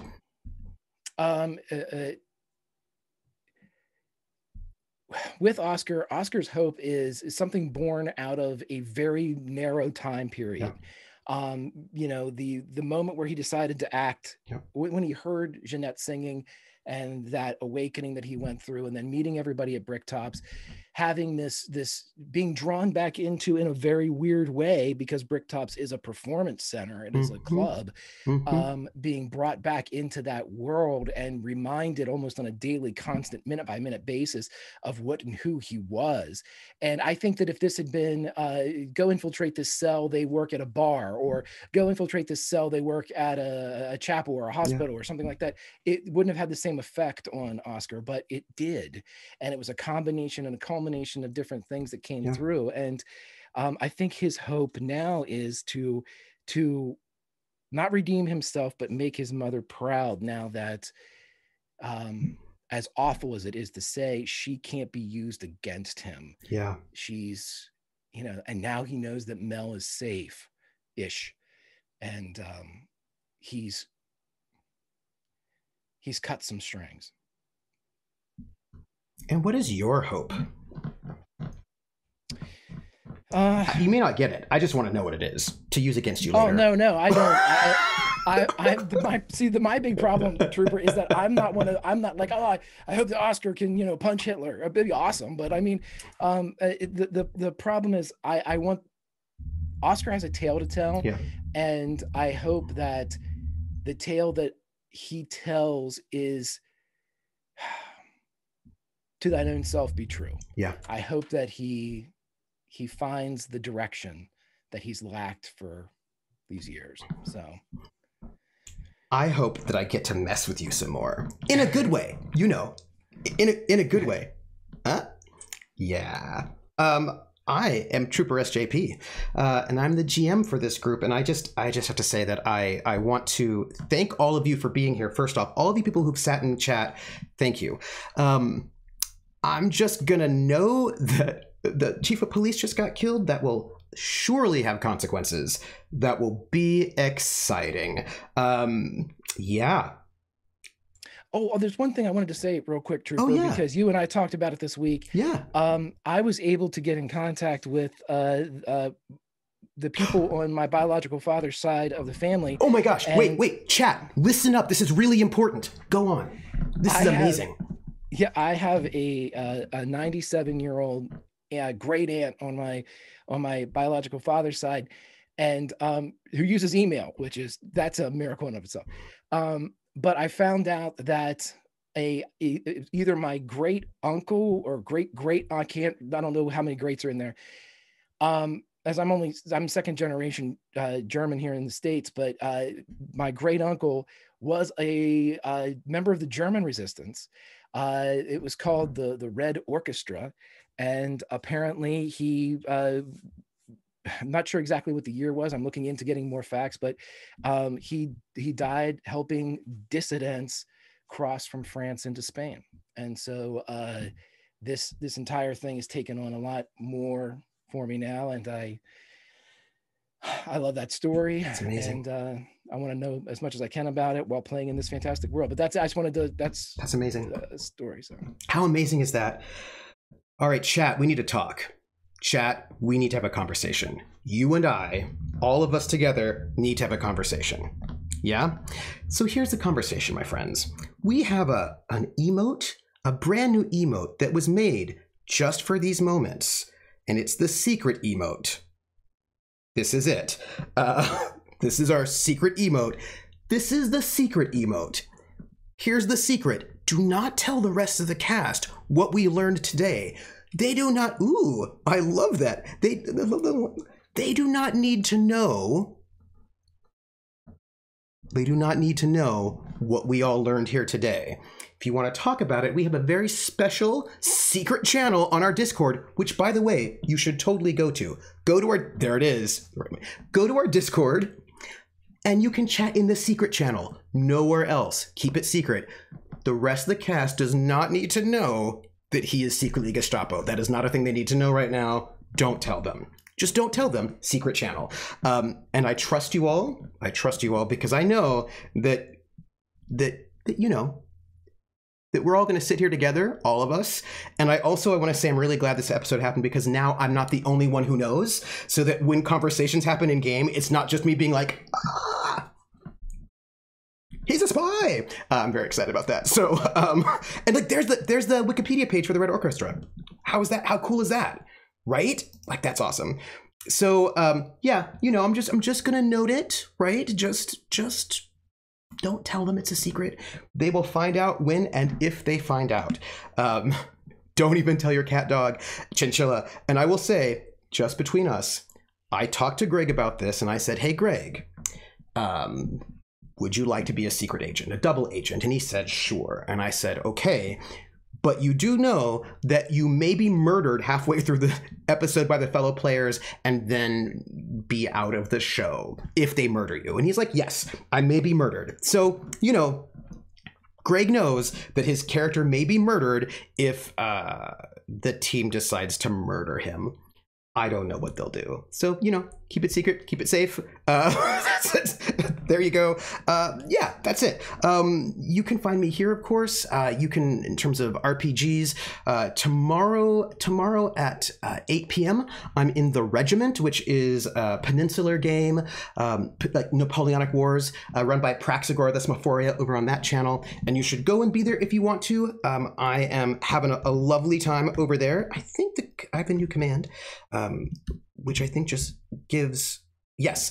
And then you can find me on Monday at 3 p.m. over an Encounter Roleplay, which means I need to update that for the first episode of a Game of Thrones game. And then I'm back from outer space with Aether's Walkway on Friday. So thank you all for being here. I really appreciate it. And I want to read out our donations, because some people had some feelings and they wanted to tell us those feelings through tips and bits. And I am here because all of these